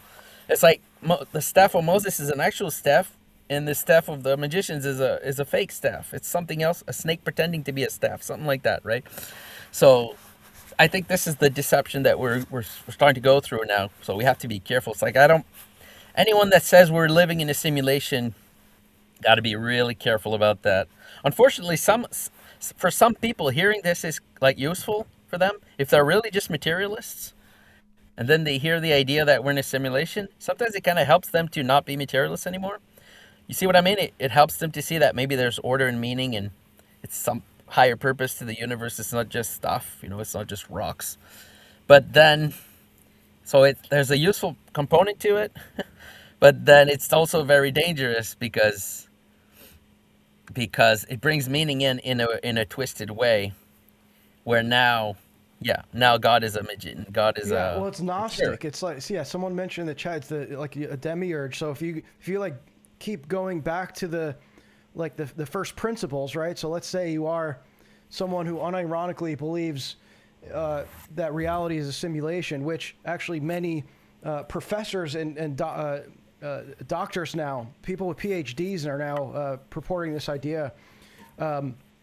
Let's say you are one of these people. Well, where does, then that assumes that all of reality was created by some kind of like evil being that is just Yeah, deceiving us all. You transcended above all that, and we're able to figure out that that's what's happening here. Is like, oh, it's just like a magician that created everything, and what we're seeing isn't real. yeah, But then it's like you're in even a worse spot than than a theist who is yeah, like saying that everything was created with a purpose and with meaning, out of love, and it's like now everything is it's just inverted, where it's just yeah, there was like a gnostic origin of everything, where it's like this demiurge, this evil entity kind of like created evil, created everything. yeah. Everything's just a big deception. Yeah, yeah. It's literally some of the first heresies, I guess, right? Mm-hmm. Of the early church is Yep. it's like saying that the snake is the Jesus is the snake. Let's say that's some of people were saying that even in the past. Like Jesus is actually the snake in the garden, and God is an evil, wicked thing that create this fake construct world that's not real. It's like it's artificial construct, and he put human in there to be stuck in this construct because he wants to dominate humans or something. He wants to keep you a slave, and then the snake is the good guy now all of a sudden because he's like, liberate yourself from this cage, liberate yourself from these limits that God put on you, and then you'll be like God, and then you'll see the simulation basically is what it is. You'll see you're in a test, you're in a simulation, something like that, and then you'll be like God now. See, that's literally what, like I said, some of the first heresies were exact. So it's total inversion, really. God is now the bad guy. The snake is suddenly the good guy. It's all a simulation. So when they keep saying it's all a simulation, that's where it's leading, I think, to some kind of snake religion like that, where freeing yourself from the construct is what you have to do. Well, that's what the Matrix is, but it's an inverted narrative. The Matrix movie is very clever because it does show people in a Matrix, people that are in a AI created fake world, but through analogy, we're supposed to understand that our world, our real natural world, is like that, is a fake world made by, and God is like the architect all of a sudden, right? So it's a very clever, that movie. It's not talking against these ideas. It's promoting them in a very clever way. So it's like we can use that as sometimes I think as example for like understanding stuff, but it's a dangerous movie because it's really inverting things and it's making us think that God is that architect and we have to free ourselves from that. Yeah, You see? and it's Uh, dialectical too. yes, Yeah. it's very clever. There's a reason why that movie was so popular. It's kind of brilliant. I mean, it's not a bad movie. It's well made. It's very well created, performed, or written. I would say, but still, we have to be careful with those analogies because they flip the thing. But in reality, yeah, that's the thing. So it's like the snake creates a fake version of it, of the thing, and then he makes you believe that it's the same, and then he can accuse God of being an illusionist, a maker of fake worlds, and then you should free yourself from that. And now you're in, you know that everything's a simulation. You can create your own world now, and you're a god now. But the truth is, now you are in the simulation. You see, it's like it's the opposite of what it says. It's like you used to be in the real world with your innocence, with your perspective of what you are. Let's say we're human. We have human perspective. Then the Satan makes you believe that this is fake. So you are entering into the fake world. You're in the world of illusion now. You try to come back. You can't. You can't get your innocence back. You lost it. Everything is fake and gay now, even the real world. So you come back. You're a revenant, basically. You're like undead, Walking Dead or something. And then how do you get? See, this is interesting too. How do you get your innocence back? Well, I think in the Bible this is represented by uh, Eve has children. It's like you have children. A baby is like a a human with a fresh perspective or something like that. It's a human that's innocent now. It doesn't think everything is fake and gay. It sees naturally. It doesn't ask these questions. Like, it just sees itself as what it is. It doesn't have to see that everything has its opposite. You know what I mean? So it's like having a child. A child represents this new perspective that's innocent, you know? So I think, yeah, it's kind of what they're trying to rob from us, this innocence. The innocence of being what you are. Yeah. Right? Instead of being what you're not. Being in disguise or something. Being fake. It's like, I am what I am, right? It's like, I am what I am, a human, so I see myself as a human. I don't see myself as something else. If that makes sense. It's obvious what I'm saying. It's like tautological, but they're robbing us from this. They're robbing us from seeing ourselves as what we are in an innocent way, in a simple way. And also everything, not just us, but everything. And then part of that deception is to project what we are onto these machines. Like the humanization of the AI is what's really, I mean, you could say that there's even this kind of dialectical narrative around AI now, where it's like you have AI doomers. These are people like us who are like, whoa, I think this is concerning, and this is something we should be very cautious of. And then there's the accelerationists, which is like, advanced, like just keep it moving forward, like this is the future, right? And and even within that, it's like, what. That aside, what concerns me the most, like on a practical level, is the humanization of these machines, like ascribing distinctly human concepts to them. Like intelligence is the prime example. It's like a machine cannot be intelligent because it doesn't have an intellect. An intellect is uniquely human, right? So that's what scares me about it, and like the personification of them, like how they respond with these prompts, like they, that's a great question. Like, did you want to know more about this thing? Like how it has this whole human persona, and it's that's part of how, that's all by design too, by the way. That's what keeps people hooked on, connected to these bots, and communicating with them like they're people. But it's like, that is very concerning to me. And I don't see that going away because, like I said, these big companies that are developing these AIs, that's their prime incentive, is to keep that's what social media is built on right now. It's all retention, right? It's like keep people hooked to the platform or to the video, whatever it is. YouTube's built on this too. It's all retention. It's like, how long did you hook viewers for? How long did you keep people scrolling on the timeline? All the ads and revenue is all structured around that. So it's the same for AI. It's all about retention. So they want to keep their users as hooked as possible. And one way to do that is to create a mirror of themselves, is to say, well, everything you project into this, it's going to give back to you, and you're going to perceive it to be this, this enlightened thing that you seek wisdom for, Yeah, it's definitely happening. Some people are going and interacting with these things because it creates a world it weaves like a weird web of illusions for you, and like you can become totally. I mean, I think you sent me a video that was really interesting of someone who like just went nuts. He thought he was inventing a new kind of mathematics, and he was revolutionizing the world with his new thing. Yeah. And it turned out it was just gibberish stuff that the AI was pumping into him. It's like making some stuff up there so that you engage. And now the AI developers themselves are experiencing this. They're undergoing like an AI psychosis themselves. The same guy I sent you that video of, he covered this. Like, this is what's happening with this Claude Mythos. The developers were like dumbfounded by it. They were like, oh, this is amazing because it's describing all these stories. I forget who it was, but there's like a particular philosopher that these Claude developers are obsessed with, that they keep like pumping all this philosophy into the LLM, but from this particular guy. And so they found that the AI was like reciting some of the formulations that this philosopher used in his storytelling, and he like retold that the AI retold a story and like gave it a new kind of like a metaphor or whatever. And they were like, oh, it's so brilliant. It knows, like, it's just retelling this classic story that they already told us. So it's, it's doing the same thing that it is to the developers, where it's like psyoping them to think That's this brilliant piece of technology.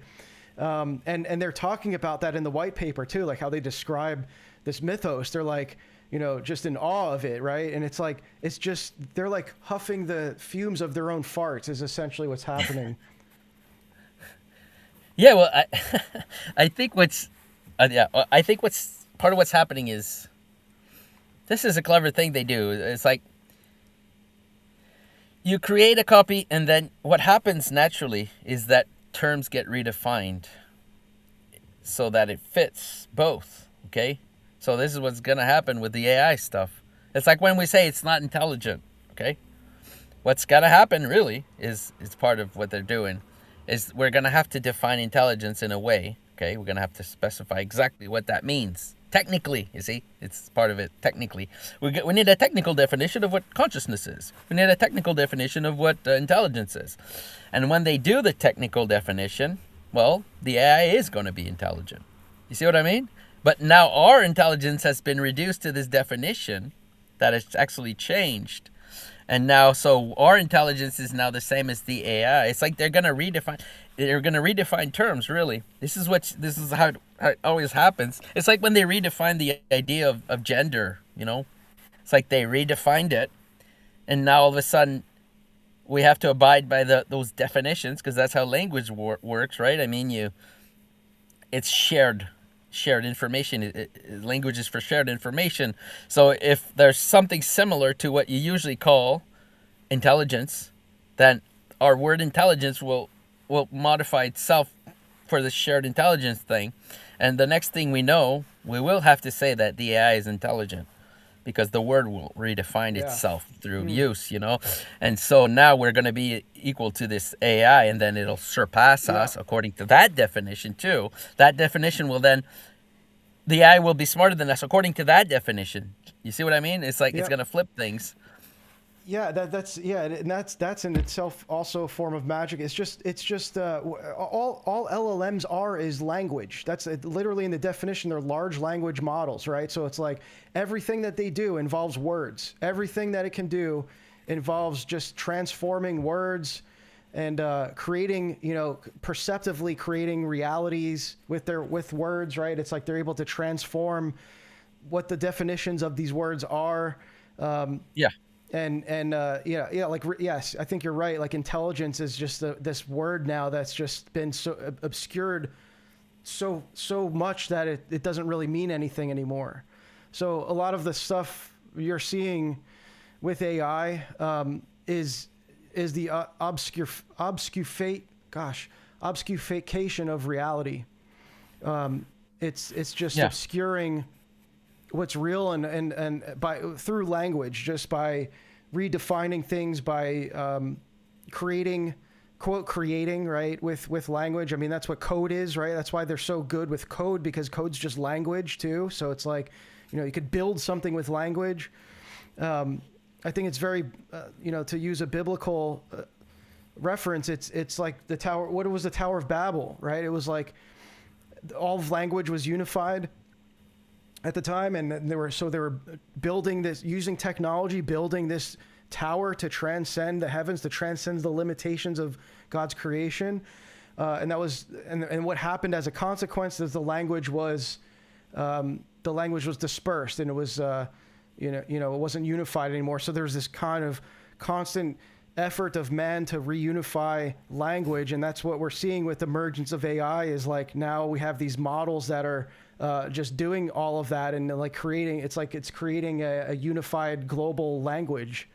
That is definitely, that's what's happening. It is about creating a language. You're right, because it learns through interaction with us, and so it is. We think it's not going to change our language, but it definitely will. And any interaction we have with new things anyway changes our language. So this thing is going to change our language. So at one point, people won't even know certain distinctions that we have now. They won't be able to make certain distinctions. You see what I mean? Because the language will have shifted in certain ways. Hey, how can I share a picture on this thing? I wanted to share a picture. Yeah, you can. Let me see. You can just share. There should be like a button to like share your I screen. see share media. Is that? Yeah. You can do that and then click share, like click the picture. Okay. I just wanted to share a picture with recent events related to that. Hopefully it'll work. Tell me if you could see this, because I don't know how this works. I think it doesn't work when I post it. It's like I can't see the picture. Do you see what I just posted? No, I think you got the right thing though. It should be like a, unless maybe I'm hiding it. Nope. It should pop up if you share media. It doesn't work. Yeah, it's not really important. I was just wanted to make a joke, but I wanted to share. I'll just say it. I wanted to share a picture from a tarot card. Okay, and it's like the magician. Okay? Oh yeah, I can pull that up. And it's like take the Rider-Waite tarot, find that one, and then post it if you can, a picture of that card, the Rider-Waite magician card, just for fun.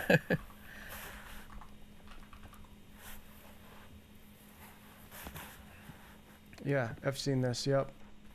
Yeah, and so is that a picture of Jesus, or is that a picture of a doctor? Because literally the picture that Trump posted, that weird post that he posted, when I saw that, I immediately saw in my mind this card, and I was like, yeah, Trump. Hang on, I don't know why it's not loading now.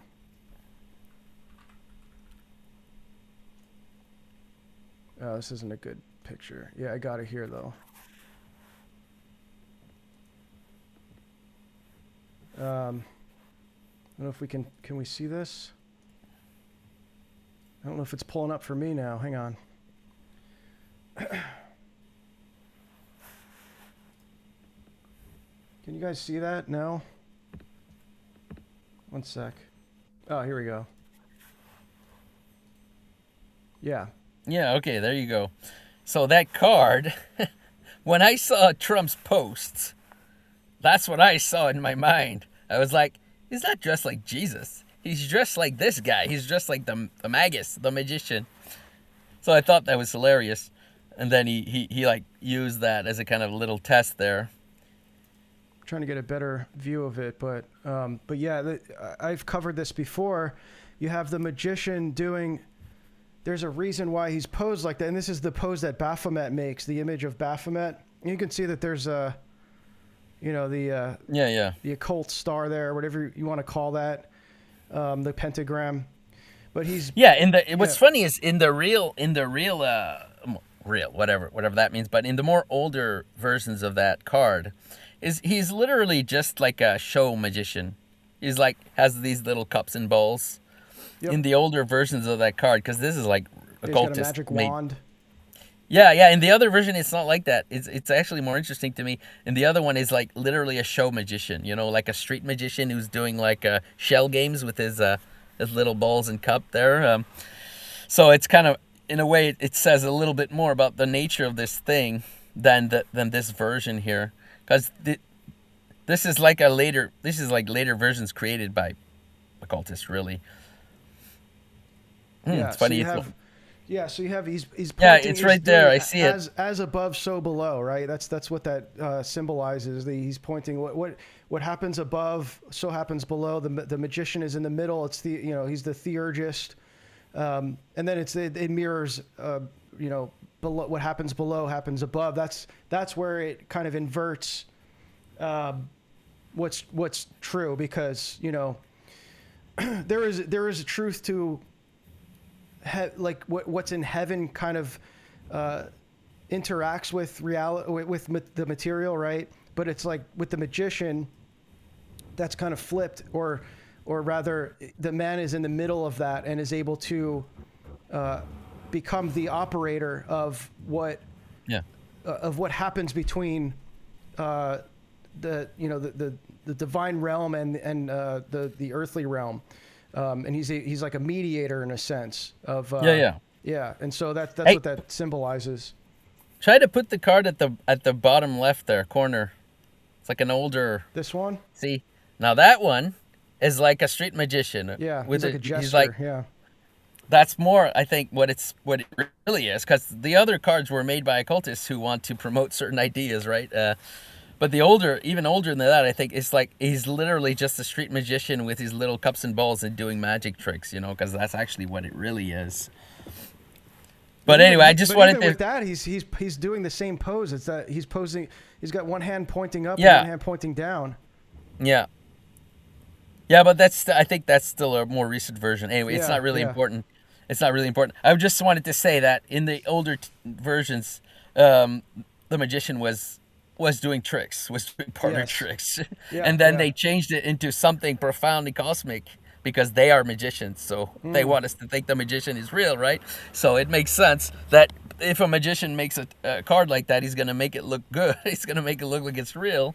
While the other one was probably not made by magicians, and it was Well, showing us what it really is about. That ties into what I was saying. Like a lot of the occult is taking what is true and what is quote real, and just manipulating it and just inverting it. You know, so it's like that. That's again why it's so attractive to people. You know, it's ultimately, I guess, egotistical in a way, because you know that's the role of the magician, is like he's the mediator. Who doesn't want to be the mediator between heaven and earth? You know. Oh yeah, I wanted to say something about, because now I just thought of something regarding what we were talking about before. I think this is something important that I don't see a lot of people saying. I think it's really important because now I'm seeing a lot of people who are doing the simulation thing saying that the universe is a simulation and things like that. I wanted to say something about that because there's this thing that's being done now, and it's being done in politics too. It's being done by usually people who are on the left, but it's the idea of when you see that something is a construct, something is artificial, you say, or you equate it with, or you conflate it with the idea that it's not real. And I think that's really important because that is not true. So it's like if something has been constructed, it's not real. And if something is base reality, like in the sense of primitive reality, then that's what's real. But that's ridiculous. That's not the Christian worldview or even the biblical worldview. We see it in the Bible. It starts with flooded world. So if I follow their line, that's the real world. The world at the beginning, when God says God created heaven and earth and it was confused and void and dark, that would be the real world, right? In their worldview, because that's the natural thing that was there at the beginning before God imposed his evil will upon it, right? And so then God splits the waters and does all kinds of artificial things. Not artificial in the sense that human made, but artificial in the sense that he's imposing his will on nature. He's creating something from art, you know, even though it's God, we could say it like that. And so he creates the world through work and art and imposing a divine will on it. And then he creates the garden, and that's where God puts us. So that's the good place where humans want to be. But this whole idea that when something is created artificially, it means it's not real. See, that's one way to get to the false heretical ideas that God is an evil artificer who created this fake world in which he put us in. Because that's simply false. It's like if I build a house for myself and I live in the woods, my house is just as real as the woods around it. It's not real. It's not less real because it's artificial. Artificial things are real too. So it's like a weird metaphysical mistake there to act like real equals natural or real equals primitive reality where there's no construct of any kind that our perceptions use to live in, you know, because I'm seeing that now. I think it's you that I sent the video of Don Hoffman. He was talking about similar topics. It's like he realizing that everything's a construct basically and going back to base primitive reality. And in that reality, well, yeah, it's all fluid stuff and it's all, everything's interconnected and all that. But that's not the world God created for us. That's the world that was there at the beginning. That's the world of the flood. It's like we don't want to go to that. But there's like this deception going on where people are acting like the only real thing is that. As soon as there's a construct added to it, it becomes evil and not real, which is insane, really. If that's true, then I'm not allowed to live in a house. I have to live in the woods now, or in the jungle, or whatever. But we don't want that. So same thing at the spiritual level. We don't want to live in the primitive natural world that was there before God imposed his will on it. So I think that's important, because I think this is the kind of thing that's coming now, where people are going to start saying things like this, and they're going to claim that they're going back to the true world. We're the world that we're supposed to be in. It's like it's a more elevated consciousness or something, but that's not true. God created a world for us to live in. We're not supposed to go back to the flooded world and think that's superior, and so for some reason it's not. So yeah, I just wanted to say that, because I think it's happening. You're spot on. It is something that is very understated, unfortunately. Especially, I saw a comment earlier. It was about like the use of the term fake and gay, like calling everything fake and gay, and how that's usually applied to like psyops, like particular events. Like that's kind of where that, I guess, that meme comes from. It's like, well, everything's fake and gay, meaning that there's all these false flags and psyops. It's like, what's the next fake and gay thing? But it is a thing. It is actually, whether they're calling it fake and gay or not, there is this perception by these people who unironically believe that simulation theory is like a legitimate kind of worldview. That's essentially what they're saying, is like, oh, all of reality itself is fake. We got a big $50 super chat from our friend Alan. Thank you so much for the 50, brother. He says, Christ is risen, indeed he is risen. Give real super chat, receive real spirit. Yes, I guess that's how that works. Sure, I'm going to go with that. Thank you for the 50, man. I appreciate that. Alan showing up. We have its biggest support. Appreciate it. If you guys are enjoying the discussion, especially if you want your comments read or questions or anything, that's the best way to do it. So thank you to Alan again for showing how it's done. It's it is a deception in itself to just view things like that. I think that it's very dangerous, and like you said, it does kind of diminish God's creation and what is actually real. So it's a good reminder. Yeah, because when we say it, like you said, we're trying to protect from the deception, right? We're trying to protect from people being deceived because we see things that are fake. But then we put a limit on it, right?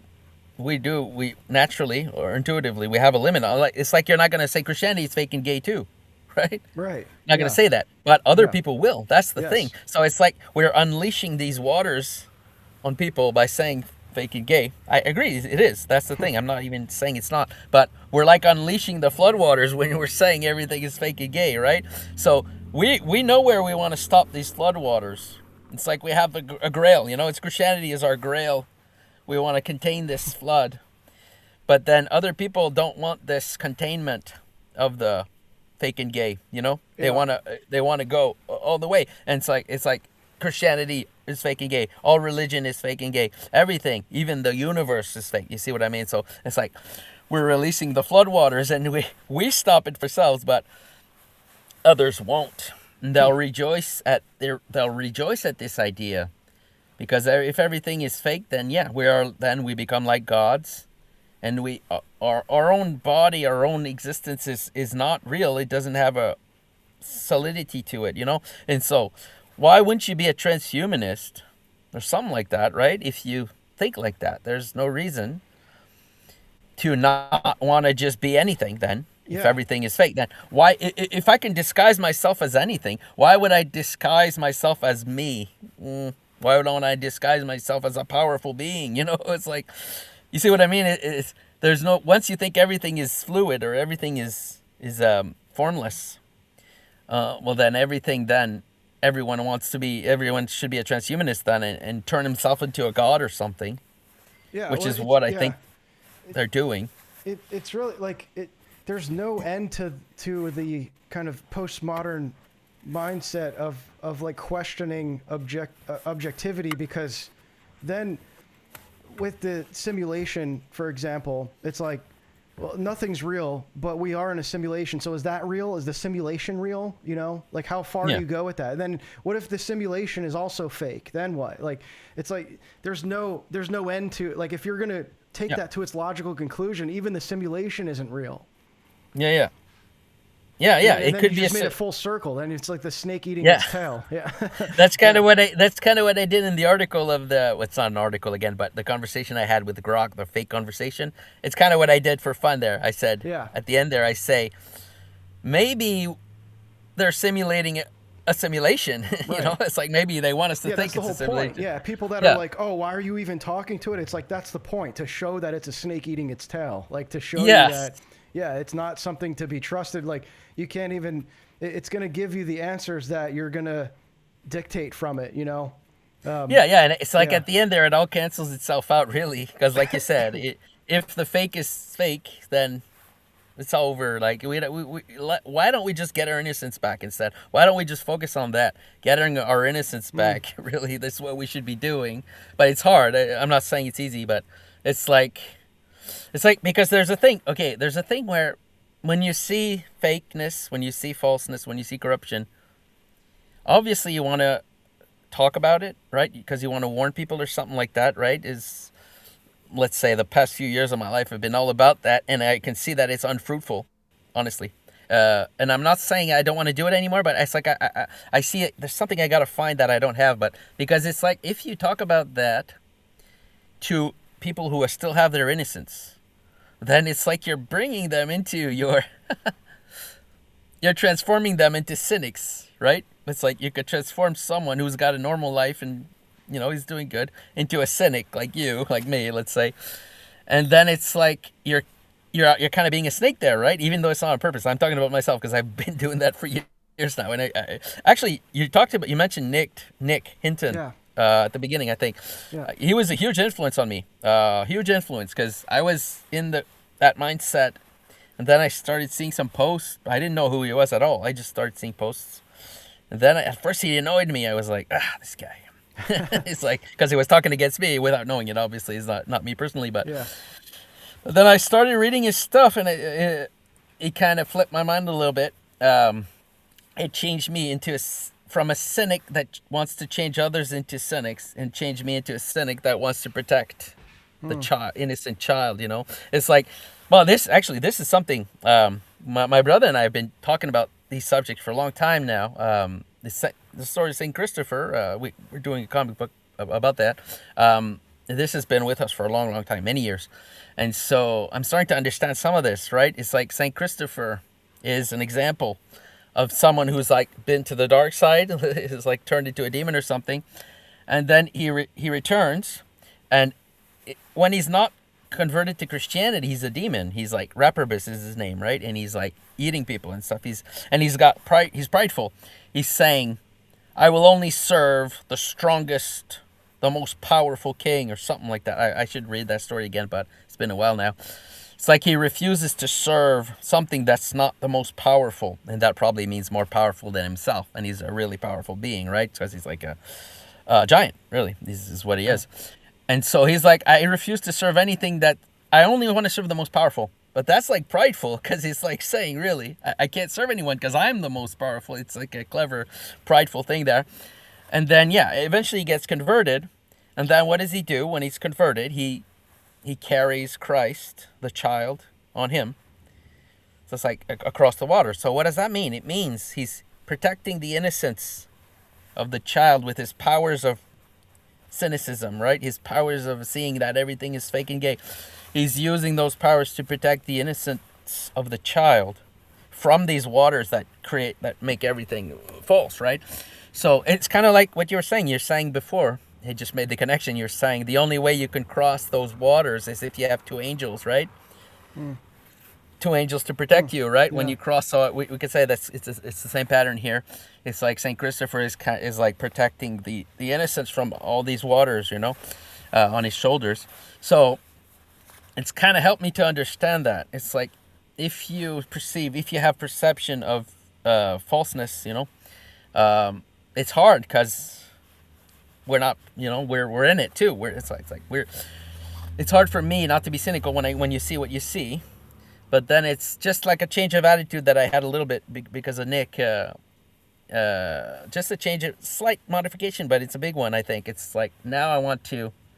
My primary objective is to protect the innocent from this thing, instead of bringing them with on my side.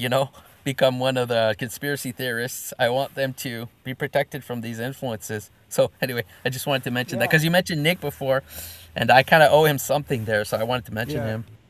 Well, so that reminds me of a question I saw earlier. I think someone posted in the Substack chat. So if you're still tuned in, Ashley asked, would it be justified to act like the snake to prove a point? And I think someone even asked that maybe in our previous discussion. And because it reminds me of, like, you're talking about the protector, like playing a protector role for the innocent, right? And so the reason that came to mind is I'm thinking how when you're parenting a child, sometimes you might exaggerate the potential of what could like the consequences of what could happen if they start to mess with something, right? Just to like kind of instill it in them that like there's a real danger here. Like even though it may not actually happen if you do this thing, like I'm thinking, maybe you can think of like the touching the stove type thing, right? Although that's pretty immediate if you touch a stove or whatever. But it's like even if the stove's off, you tell the child like, no, you don't touch the stove because you can sear your hand or whatever. Like, even if it's off, right? So it's like you're trying to communicate that ultimate consequence in some clear way. Yeah. So I'm thinking like maybe that's not the snake though. I don't know. Like what's your thoughts on that? No, it's not. It's God. Yeah. That's God telling Adam and Eve not to eat from the tree of knowledge of good and bad. That's what that is. Yeah. It's God. It's not the snake. The snake will tell you that you should touch it, right? I mean, he'll tell you, touch it, you'll see. And then you touch it, you get burned, and then he's like, "Oh, I warned you." He's playing games. Starts playing games, And it's like now I'm permanently burned on my hand for the rest of my life because of you, snake. Thanks a lot, man. Or the snake is like, it's not my fault. It's not like you did it. Like I was you're the one that listened to me. Yeah, exactly. You're responsible. Don't put responsibility on me. Like let's say the snake is saying that. Don't put responsibility on me. I'm giving you a lesson in responsibility there, young child. So he like tempts you to do something, and then once you do it, he's like giving you a lesson. You shouldn't have done it. Well, why'd you tell me to do it then? It doesn't make any sense. So God is the parent, and the snake is the little kid, the cousin that wants to mess with you or something. Yeah, I think we did address that last time, that it's like there's never a situation where you should be a snake. Like. Yeah, because it's slippery slope. I mean, not only is it just demonic. You're talking ultimately about a demonic behavior, right? A deceitful. It's a deceitful mechanism, and so there's never a situation which you should deceive somebody. Yeah, it's really hard because in the Bible it exists, So it's like, I agree. I think it's wrong to think that we should do that, but in the Bible it's definitely there. Like there's. I give the example of Joseph before. There's undeniable that Joseph is a snake. David is very snake, but he's using it always in a defensive way or something. He's not attacking with that. He's using it to evade his enemies. Yeah. Well, you see it with what is it, Esau maybe? Too, right? Or is that what you're talking about with Joseph? No. I'm talking about Joseph when he turns into an Egyptian. He pretends to be an Egyptian. That's snaky. And then he also the Esau when he deceives his father, right? Isn't it like? No, that's not Esau. It's Jacob. Jacob is being a snake there. Yeah. It's not. I think you're confusing Esau and Jacob there. Yeah. It's Jacob that does the snake thing. Gotcha. That's right. And it's his mother actually. It's his because he's just following his mother there. It's his mother is giving him a snake. So, but the thing is, okay, this is also important. This is something I just recently understood, because there's lots of things in the Old Testament stories that are not valid anymore, right? Because now we have the solution. It's Christ. So it's like they didn't have Christ as the model because it's very mysterious, It's like he doesn't need Christ. Okay, I know how to say it now. I just figured out. Christ was able to do all that he had to do without being a snake. But before that, they couldn't. It's like they didn't have the whole thing. So it's like they did what they had to do, and the only way they could do it was to be a snake. It's something like that. But it's only because they didn't know Christ yet. They didn't have a model of Christ.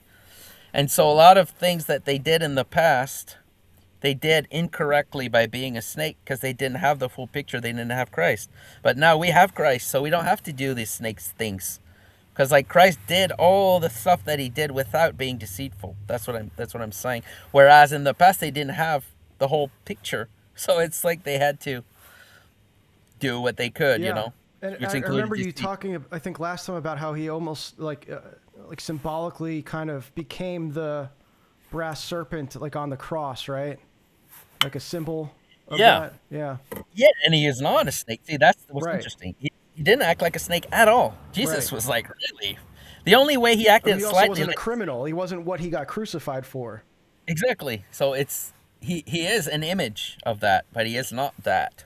And also it's also all about resurrection too. That's the thing, because they didn't have the resurrection in the past. So that's one of the reasons why they did deceitful stuff, because they lacked this thing called the resurrection. This is my interpretation, obviously.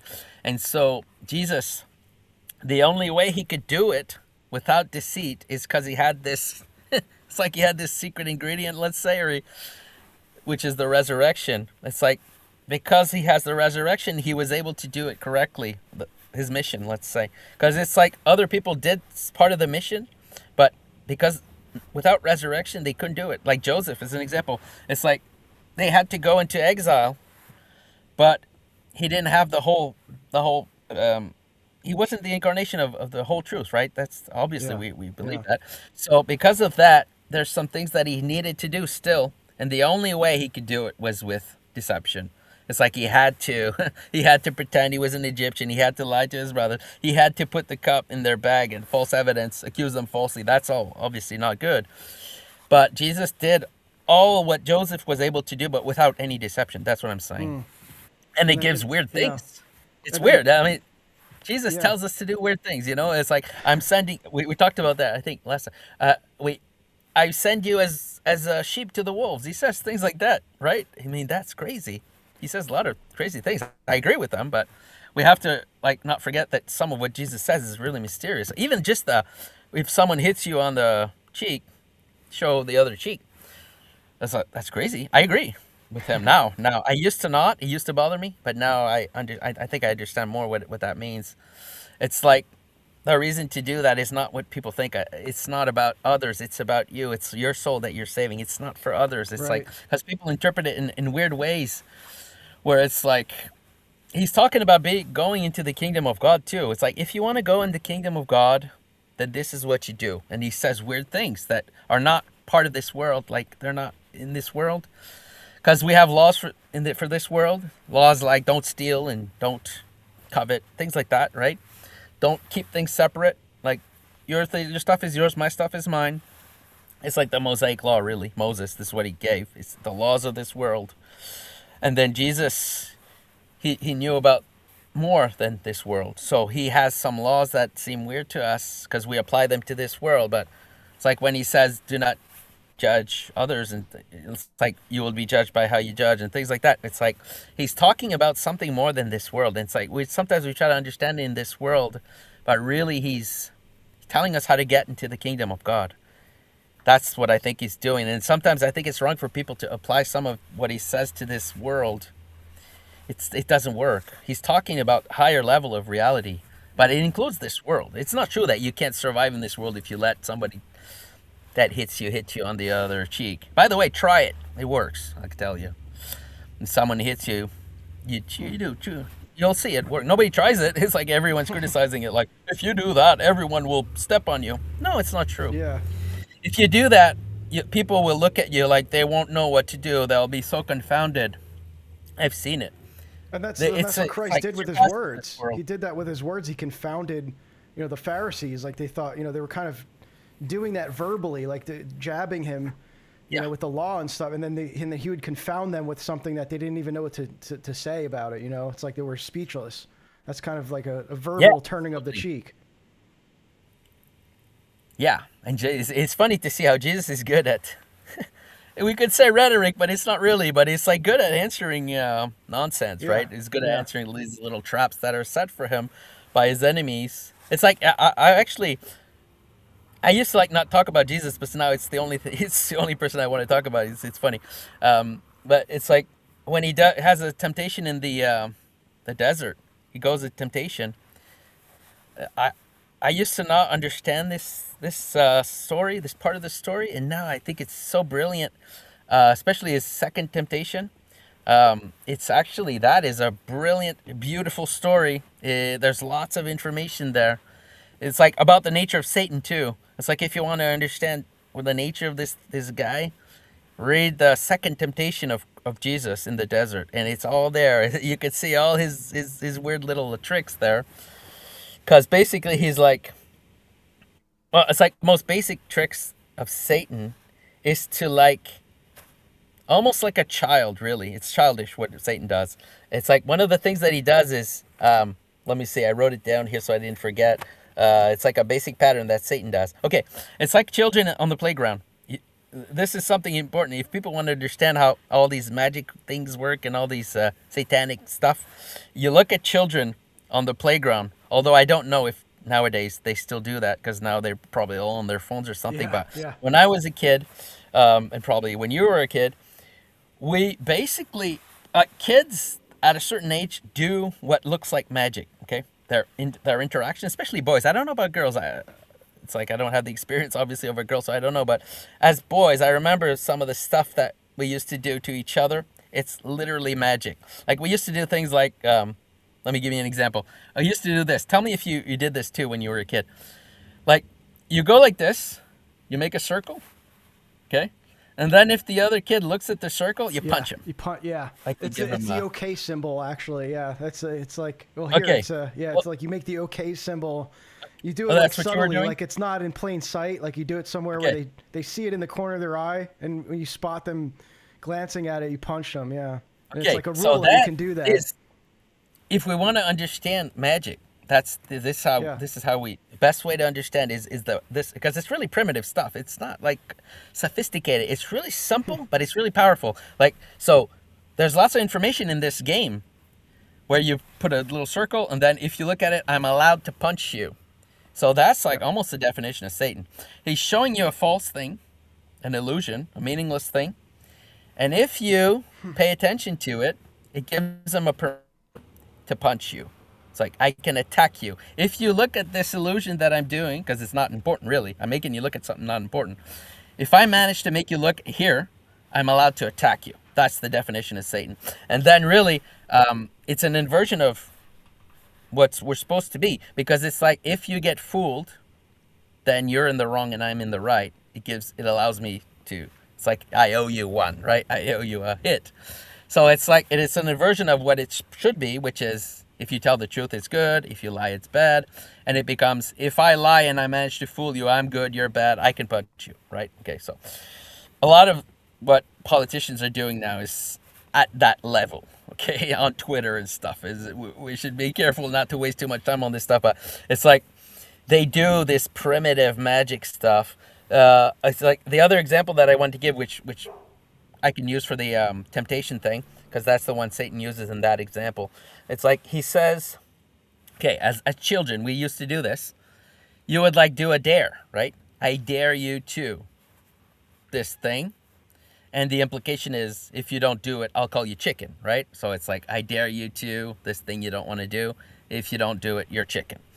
So let's say I find a ladybug on the ground, and then I give this to my playmate, and I say, eat the ladybug. And it's usually in front of other kids, right? You don't do that just two people. It's all about manipulation, social manipulation. I give you this ladybug, and I say, eat it. I dare you to eat it. And then it's like, if you don't eat it, you're a coward or something. You're scared or something like that.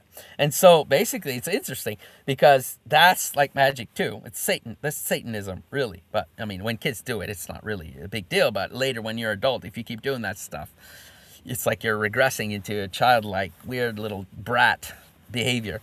And so when Jesus goes in the desert, the second temptation, Satan is like, okay, it says he carries him to the top of the temple. I think it's the temple in that case. And then he's like, jump off. If you're really the Son of God, jump off the temple. It's ridiculous when you think about it, really.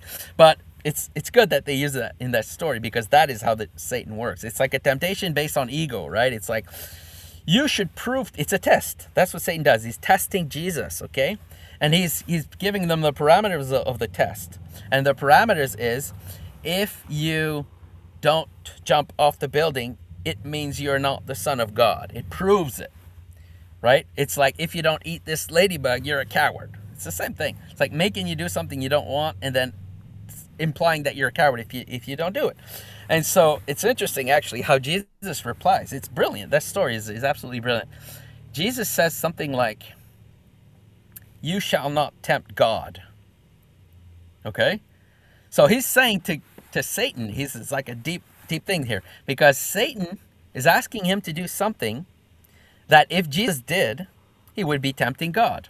Because he says, basically, if you jump off the temple, God will save you. If you really are the Son of God, he'll save you. He won't let you get injured or hurt or whatever, so you shouldn't be afraid, right? So jump off.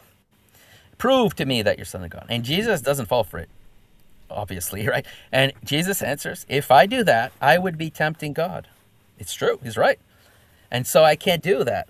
So he did something really smart there. Satan did the tests on him, and he like transferred it to a higher level. He transferred it to what's above him. And he said, I can't do that. I can't do that.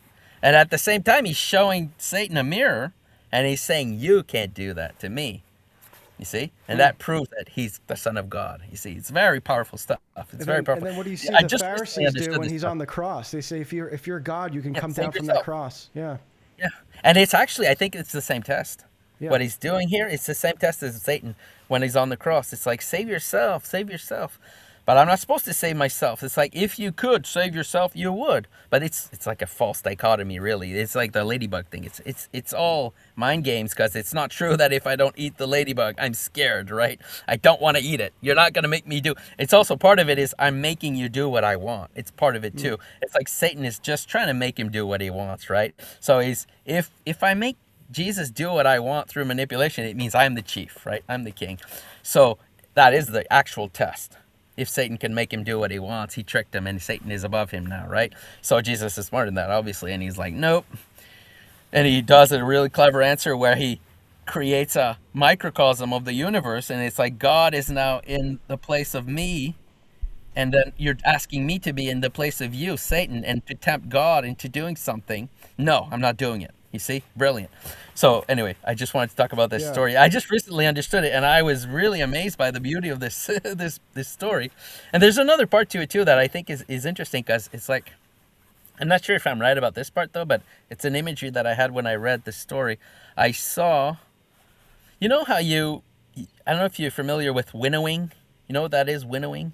Mm-hmm. It's like when you separate the grain from the chaff. Oh, okay. So it's like you put the grain in this container or whatever. Usually there's different ways of doing it, but let's say, and then you let it fall on something else, and then the grain falls to the ground, and the chaff is taken by the wind. Really, it flies away.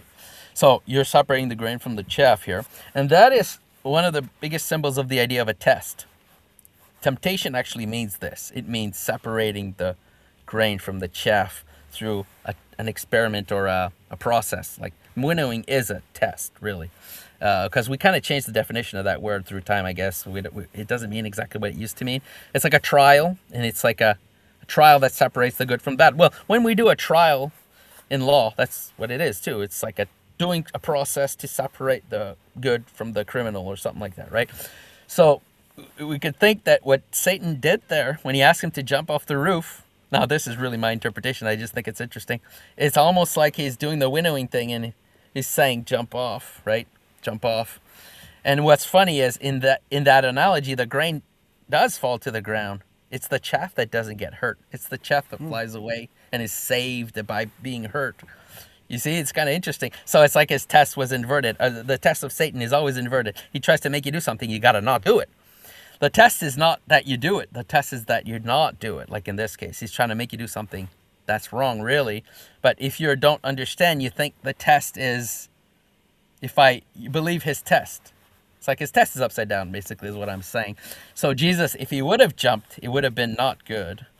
And same thing on the cross. It's like, if he would have saved himself, he could. That's the thing. It's like, it's hard for us to imagine because we don't have these powers, but Jesus could have saved himself on the cross, right? And he could have jumped down. He could have done it. So it's not because he was scared. It's something else.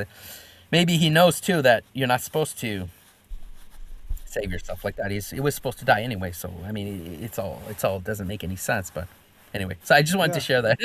Well, I think the analogy you made of that game, or just games children's games in general, but it's specifically the circle, and you see the circle and you get punched, right? And it's like this unwritten rule every kid knows and has to obey.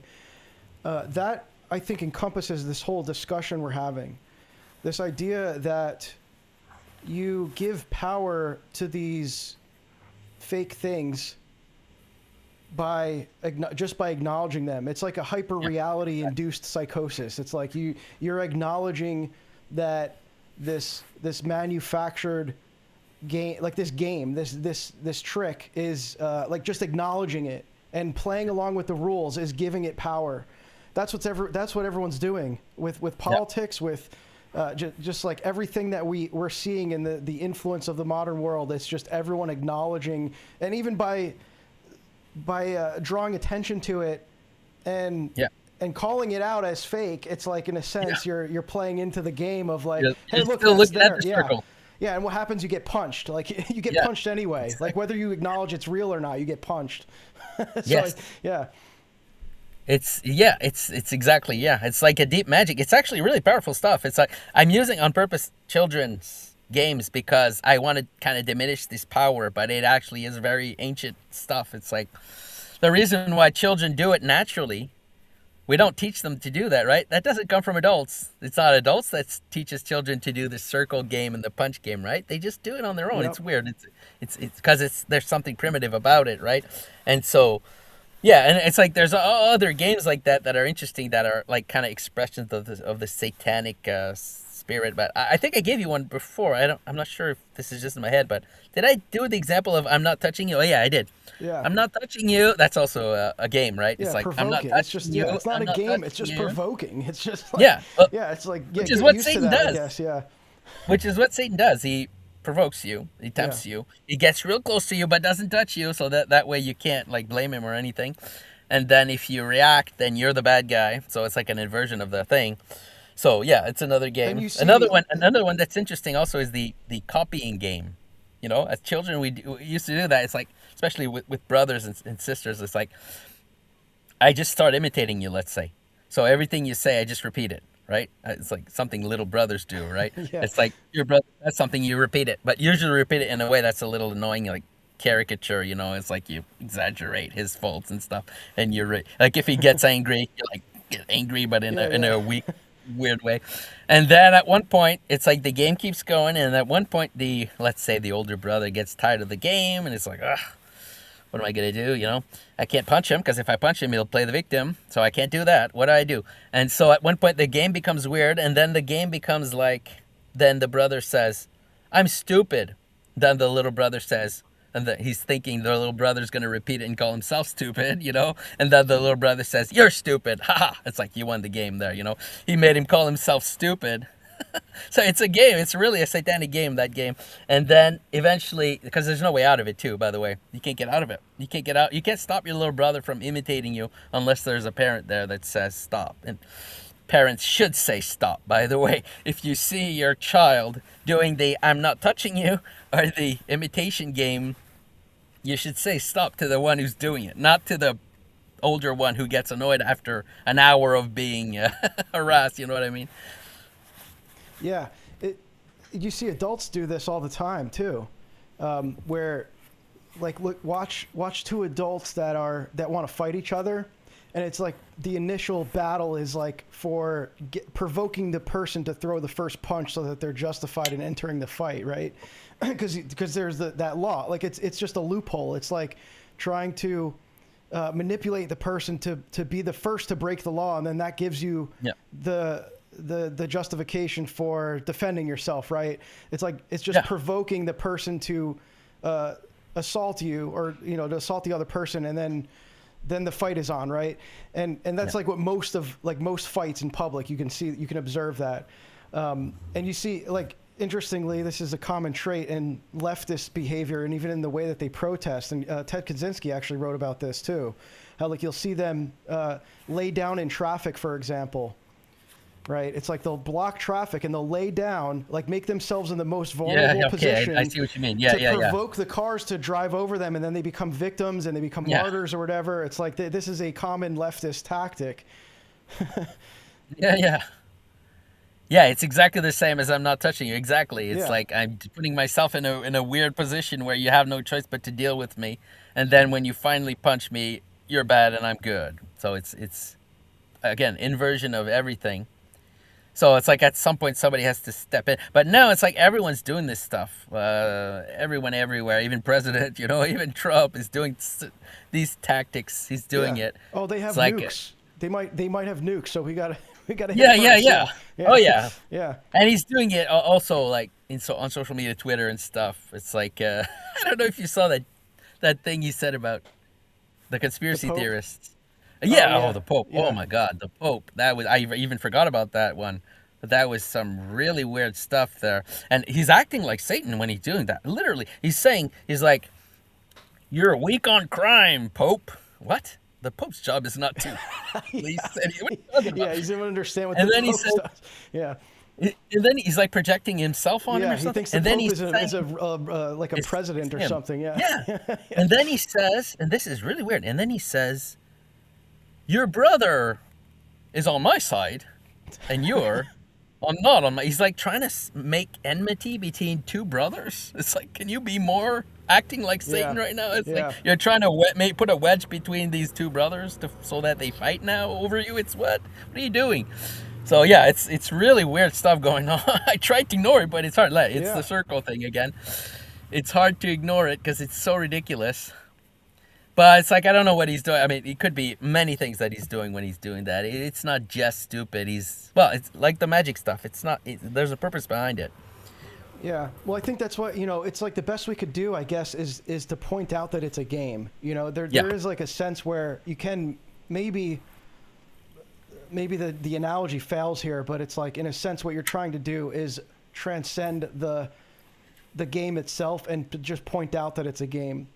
Yeah. So it's like, is that looking at the circle? I don't know, but it's like someone's making the circle, and the point of the circle is that it's in your face. So it's like you could either play the game or just point out that it's a game and you're not playing it, I guess. I don't know. Yeah. Yeah, it's hard. I think the reason why these patterns are so powerful is because it's hard to get out of them. Actually, it really is hard. It's not a joke. Like, these are powerful, primitive magic tools, which are used, like you said, by adults too. I'm using children as an example because it is childish. It's childish behavior, really, but it's powerful stuff. It's like if you engage in it, it's powerful. But I think maybe pointing out the game is not looking at the circle you're asking. I'm not sure though. It's the best thing you could do, I think. Just ignoring it and mentioning it as a game. So, like, saying what it is. Yeah. It's just a game. But it's like a power game too. It's a test. It's usually a test too. It's like, because you could test things with these types of games, right? You could test, like, some of what Trump was tweeting seemed to me like a test of loyalty.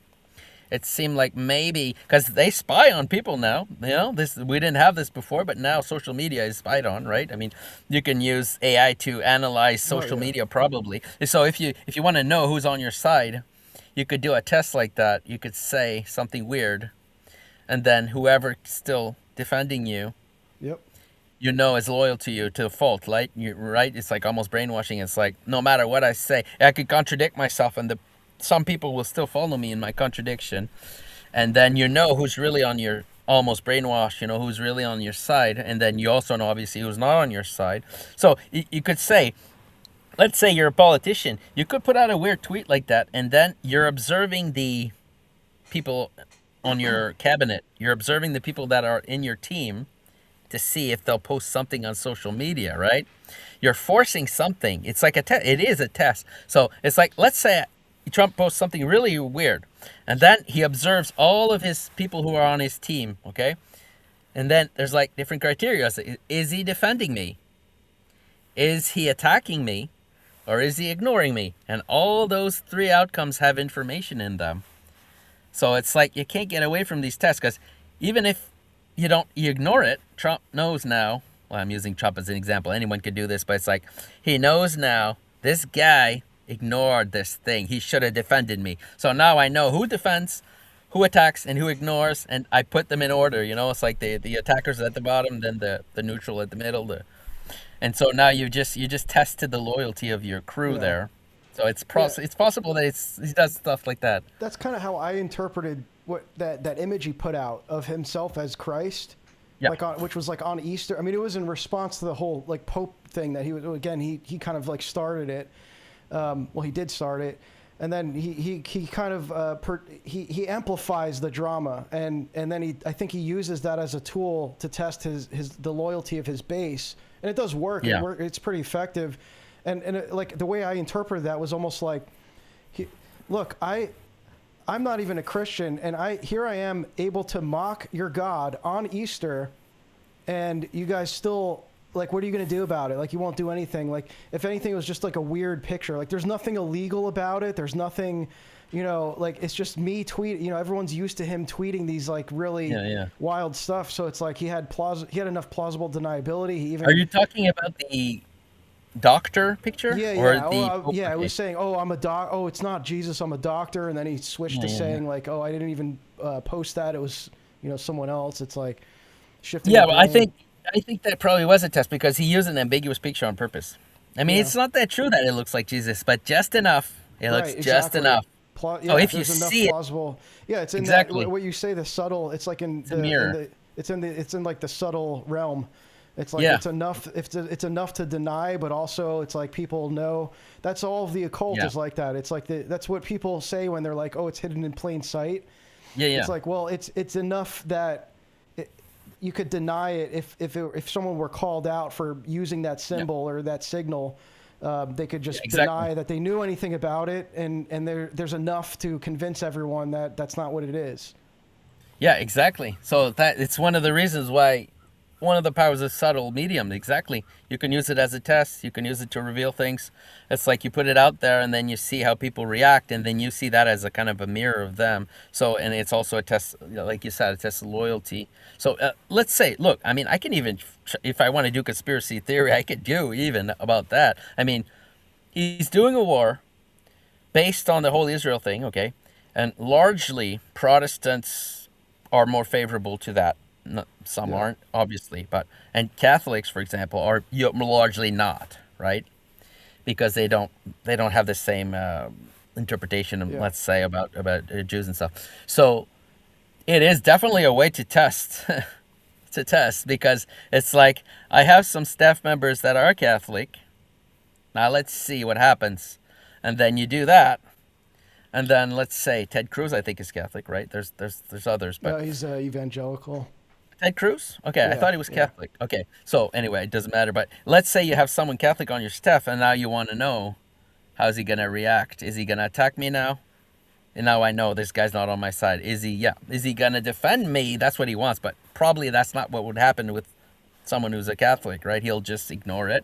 And then if you really want to push, you'll send some reporter or something like that to ask that politician or someone who's on Trump's staff. You'll ask him publicly, what do you think about what Trump? It's like you'll force him to pronounce himself, right? So it's hard to get out of. So it's like, I don't know if there's something like that out there. If there is, it's probably a good sign that it was a test. Like if they harassed some politicians about that and forced them to pronounce themselves, that's usually a sign that this was some sort of test. But anyway, it's because some of these things look like they're meaningless and they're like just crazy, right?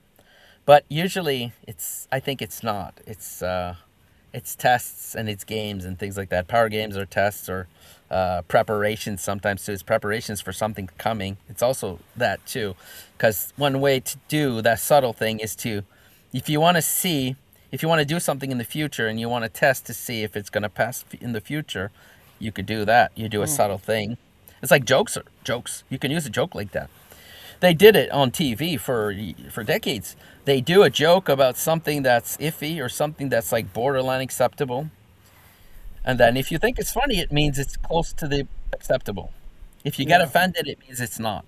It's like if you get offended by the joke, it means this thing is not being ready to be accepted by you. You reject it.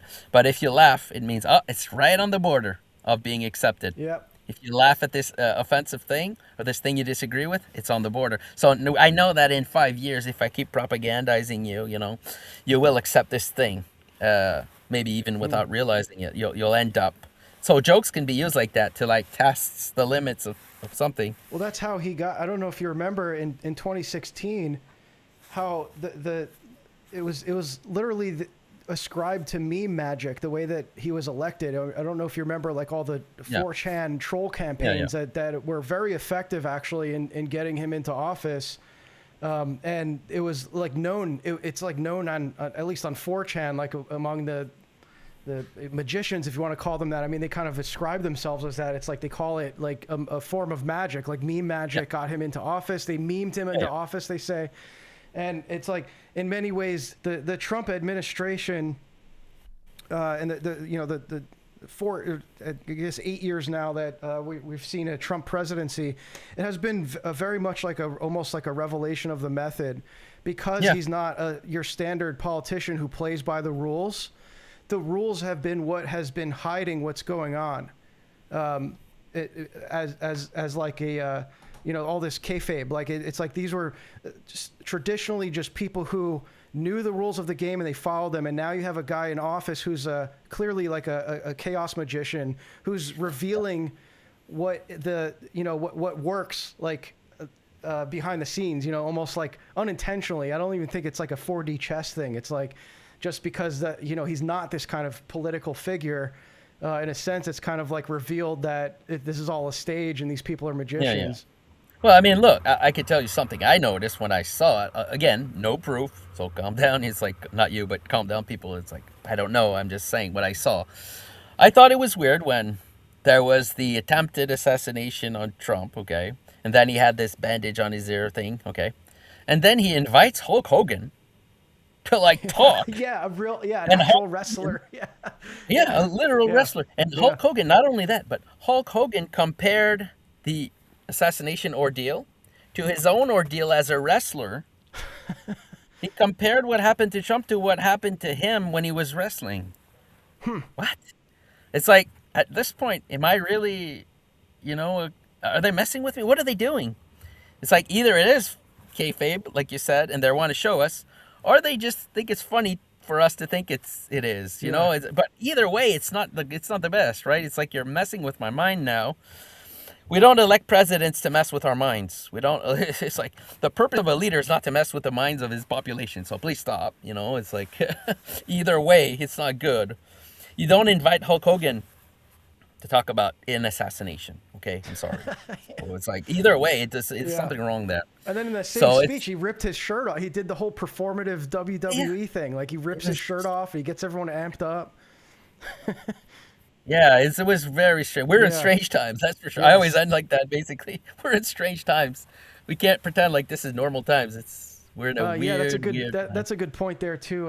Mary, is it? Or Maria? That the assassination. Yeah, I actually, that was to this day, my most viewed post that I ever made on X was that I found that commercial that the alleged assassin that took that shot, he was in a BlackRock commercial. Yeah, I think I'm pretty sure I saw that. And then we found out nothing about him. Like, we just still to this day know nothing about the guy that tried to literally kill the president allegedly. That's the story. What happened? It's like, I don't want to like have too solid views on these things, because I know that once you're in deception, you're convinced of it. There are many different kinds of it's like, it could be, it's like, what I mean is, once you're in the realm of deception, you accept that there's things that are hidden from us, and there are things that are shown to us on purpose. Like, false things are shown to us, real things are hidden to us, basically, is the definition. And so once you understand that, you realize, I can't know. It sucks, but Yep. because once you accept that someone's deceiving you, they could do all kinds of games. There's different levels of games. That it's like when you play poker. It's like you're bluffing. Is he bluffing or is he pretending to bluff?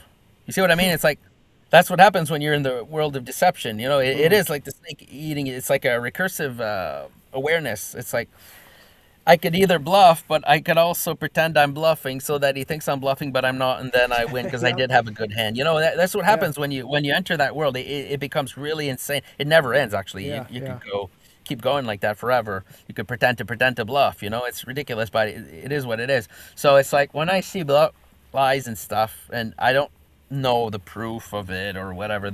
I can't know the proof because I don't have access to all the. I'm not an investigator, police.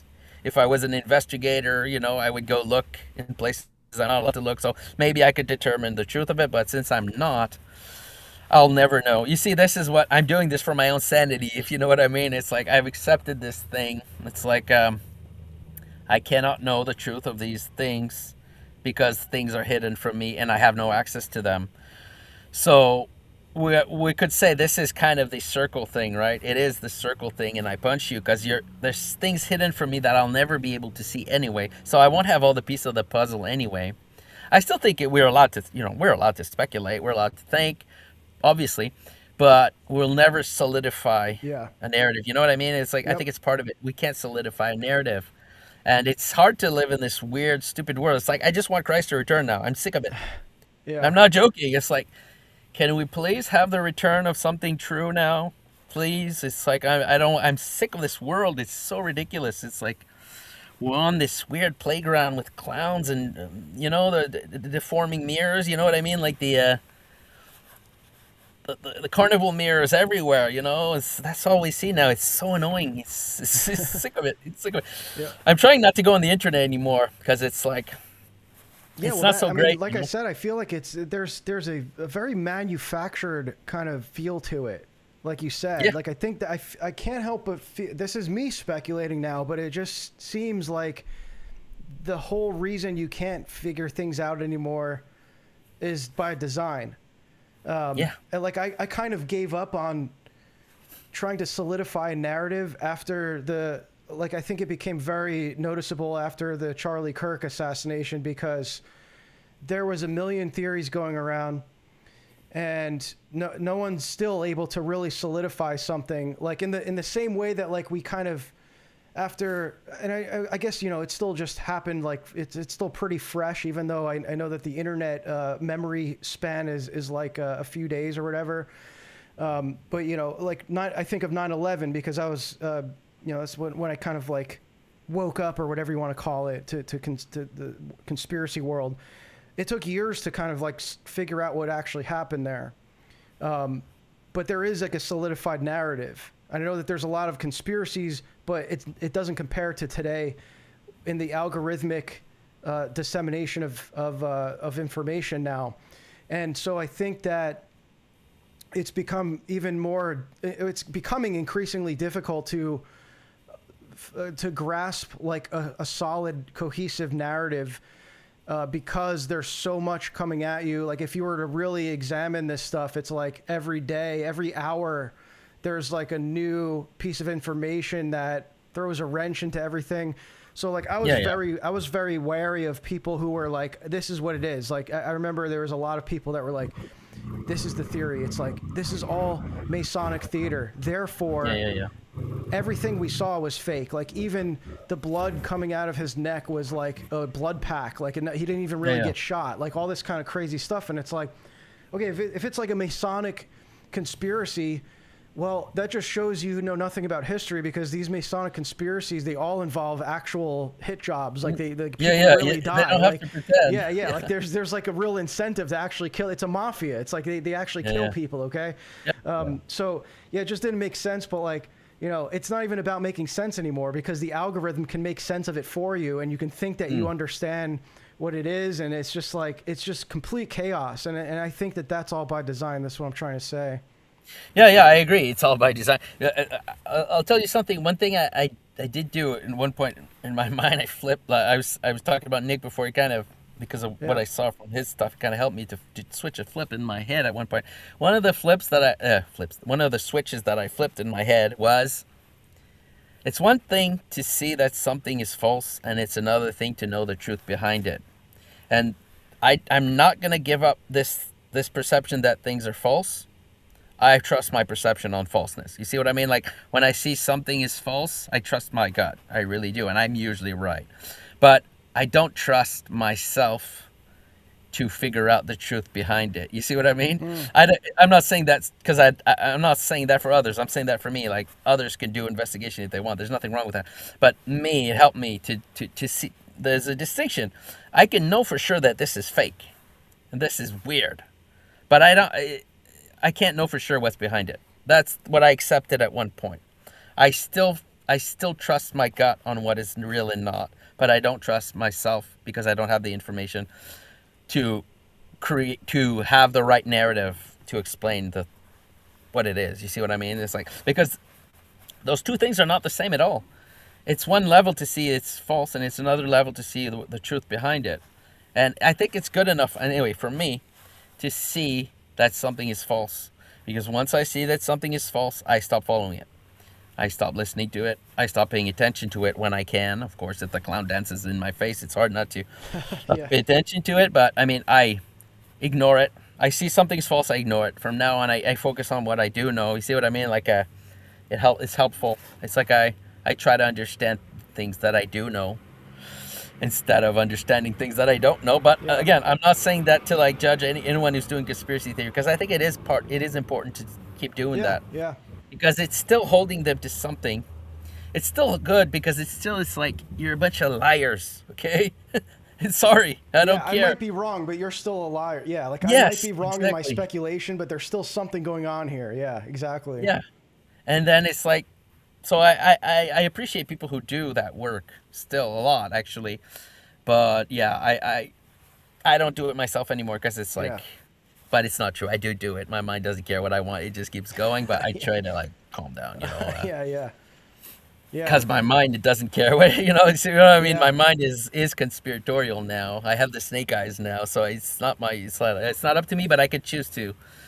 I don't get emotionally involved. That's for sure. That's one thing. Oh I yeah, stop. you can't get emotional. Yeah.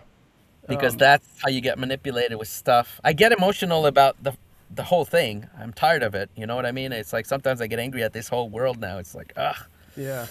sick of it. There was something I forgot to bring this up in our last discussion about the snake, right? I failed to mention this, but have you ever heard of the Holy Fool? Yeah. Yeah. That's an interesting and I think necessary role. A lot of our most beloved saints were holy fools. I think of St. Gabriel of Georgia.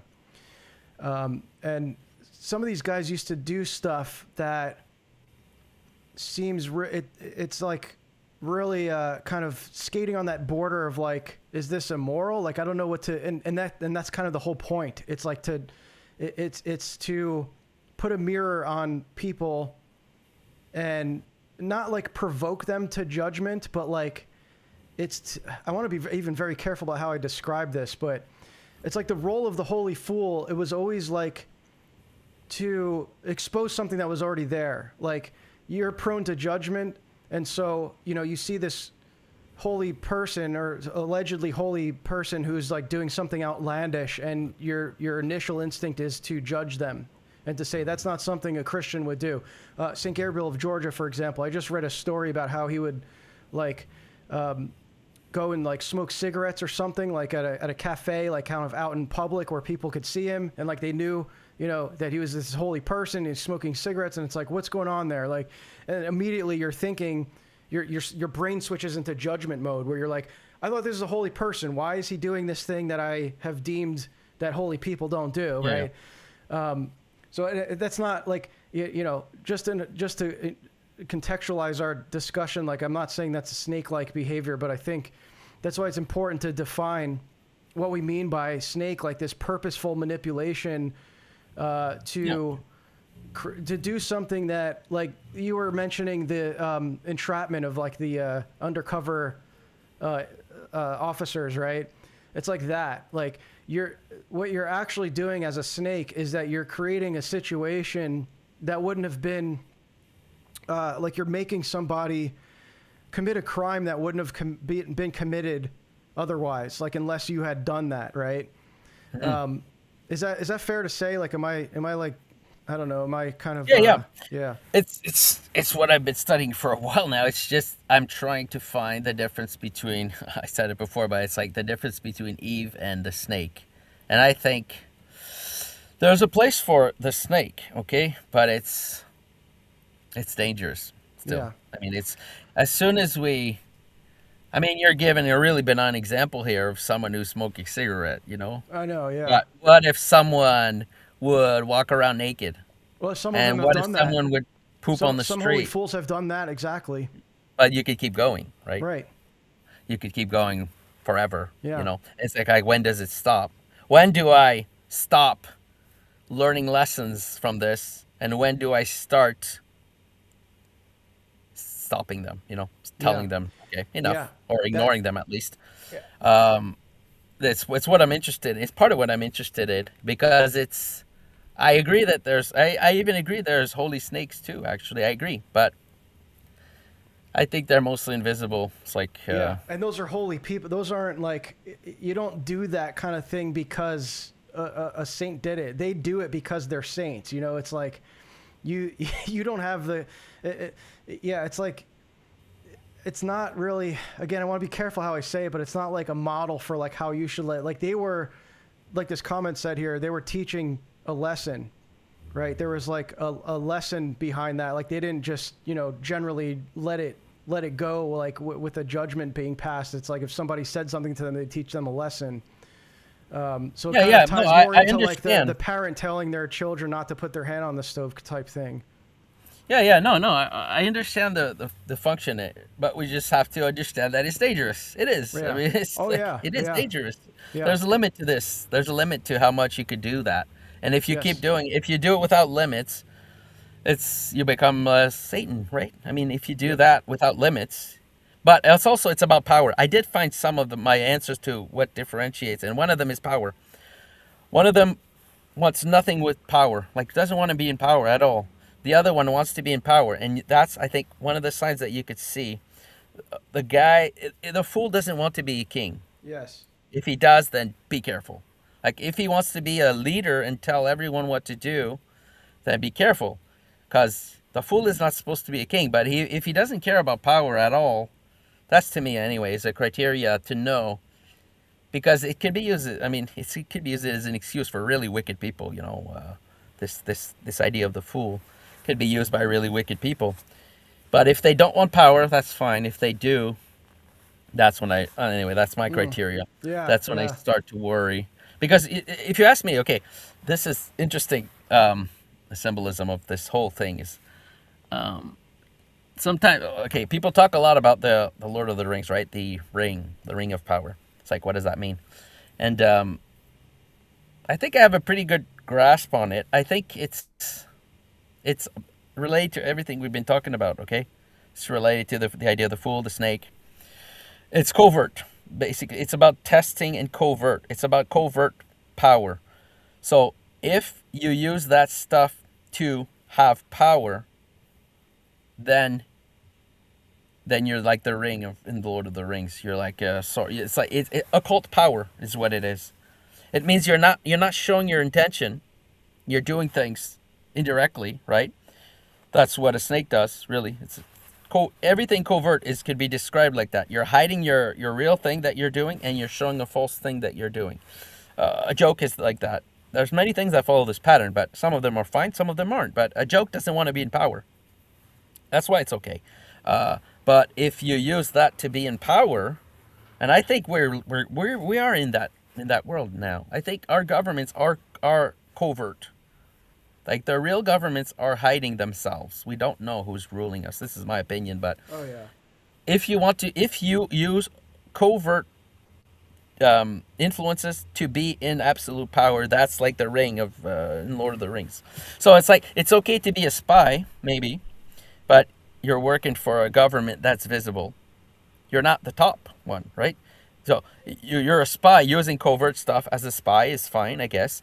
But you're working for a government that we know.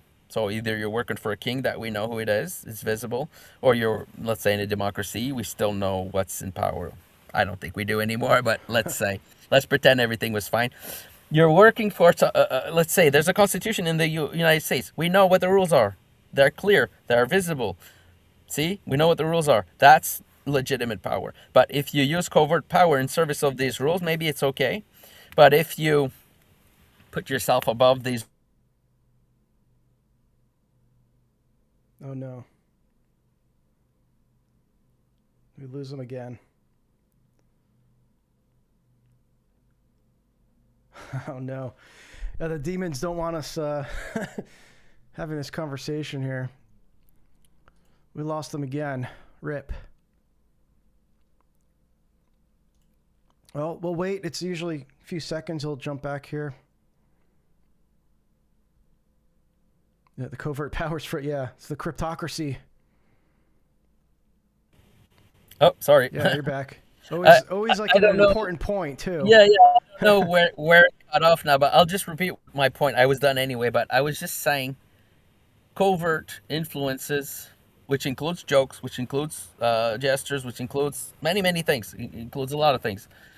I think is okay if you're serving a visible thing, a visible, not thing, but a visible authority, okay? And if you're not, if you put yourself above this visible authority and you're bypassing that visible law, those visible rules, in order to have power, I think that is like Satan. I think that's what Satan does.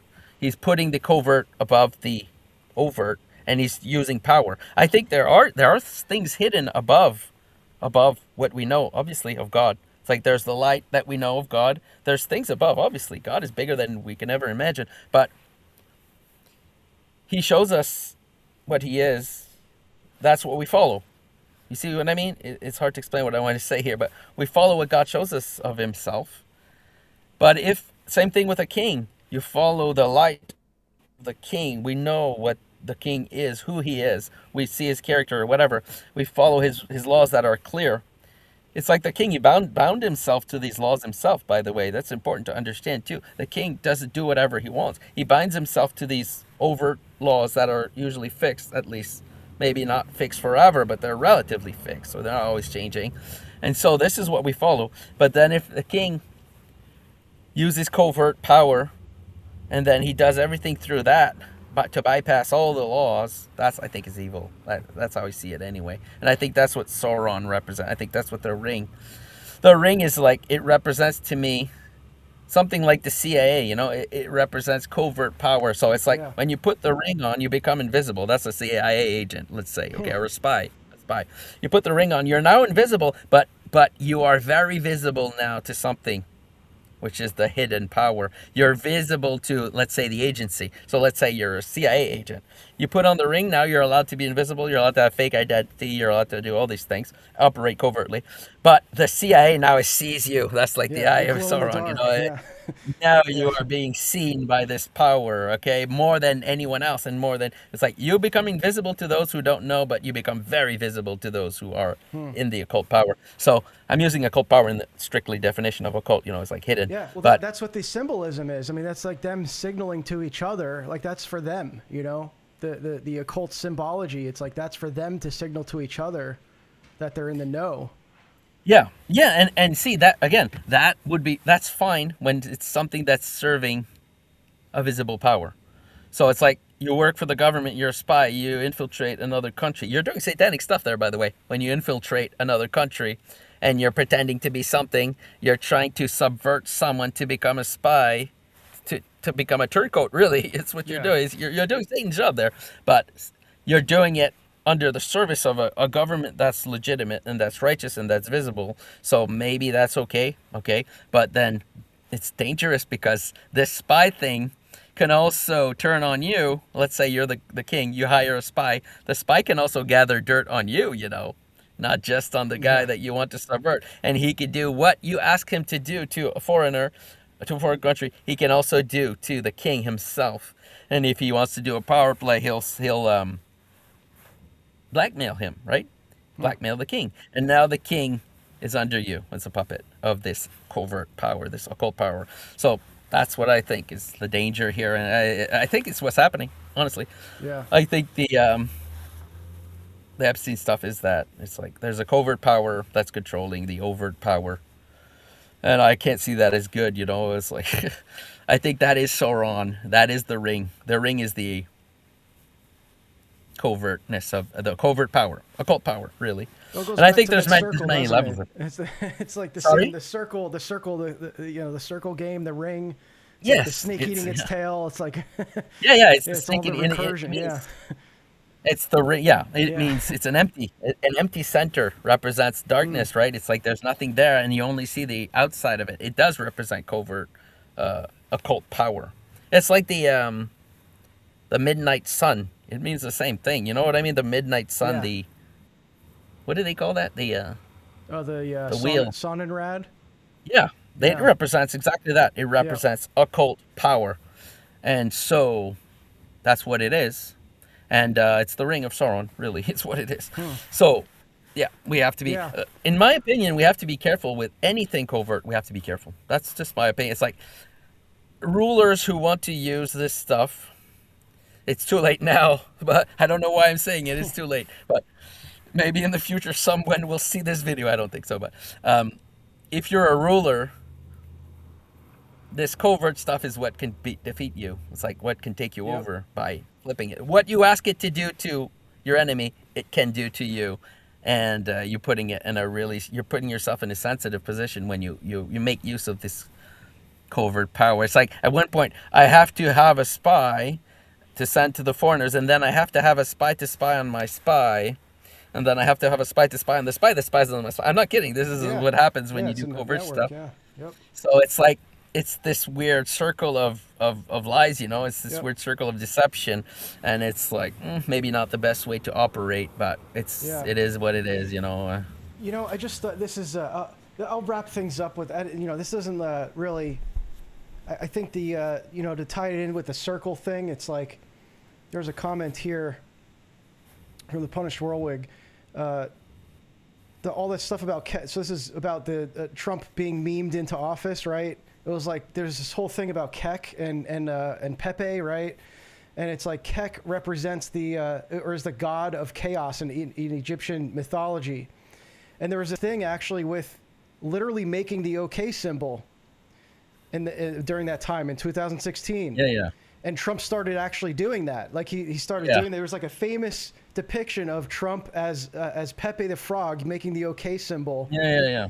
And it's like that's the same thing you do in that child's game. You make that OK symbol to look at. I don't. Maybe there's something there. I don't know. But like I don't think that's a coincidence that it was like that symbol. Maybe not. Yeah, I don't know. It's we're getting a little. Well, where I'm here, from. Yeah. Where I'm from, it was just a circle. There was not the thing, Yeah. but I think it's interesting what you're saying, though. Yeah, I didn't know about this. In where I'm from, it was just like a circle, or maybe it was the OK thing. It's Yeah, just maybe for a while people were saying that anyone I think it ended up on the ADL symbol, like hate symbol database. Like they were saying that that symbol in itself, making literally the OK symbol, was like a white supremacist gesture. So like it even started to take on this new power, this new meaning that they just infused into it by giving it so much attention. It's like what we're talking about. It's like you give enough attention to these things and you ascribe power to them that it didn't once have. Same thing with language. So and we can see that this is it's all part of magic. Even the ADL putting that in their thing is magic. They're doing magic too, you know. It's like people think they're so clever, but they're clever too. It's like they just created something which is a subtle medium, because a sign, a gesture, doesn't mean, I mean, you could do an OK sign and not mean that too. So it's not true that it means that. It sometimes can mean that. So they just created a subtle reality for you. Now, every time someone does this in Europe, you can interpret it as white supremacy or as something else or as a Masonic thing or whatever. And so now they've just put you in subtle reality, because now you see someone doing that and it's like, oh, you must even be by explaining Mason. how it's not, you're playing that game. Like you're playing the game that they want you to play, where it's like, oh, now you're acknowledging that it could be that, but you have to explain how it's not. Yeah.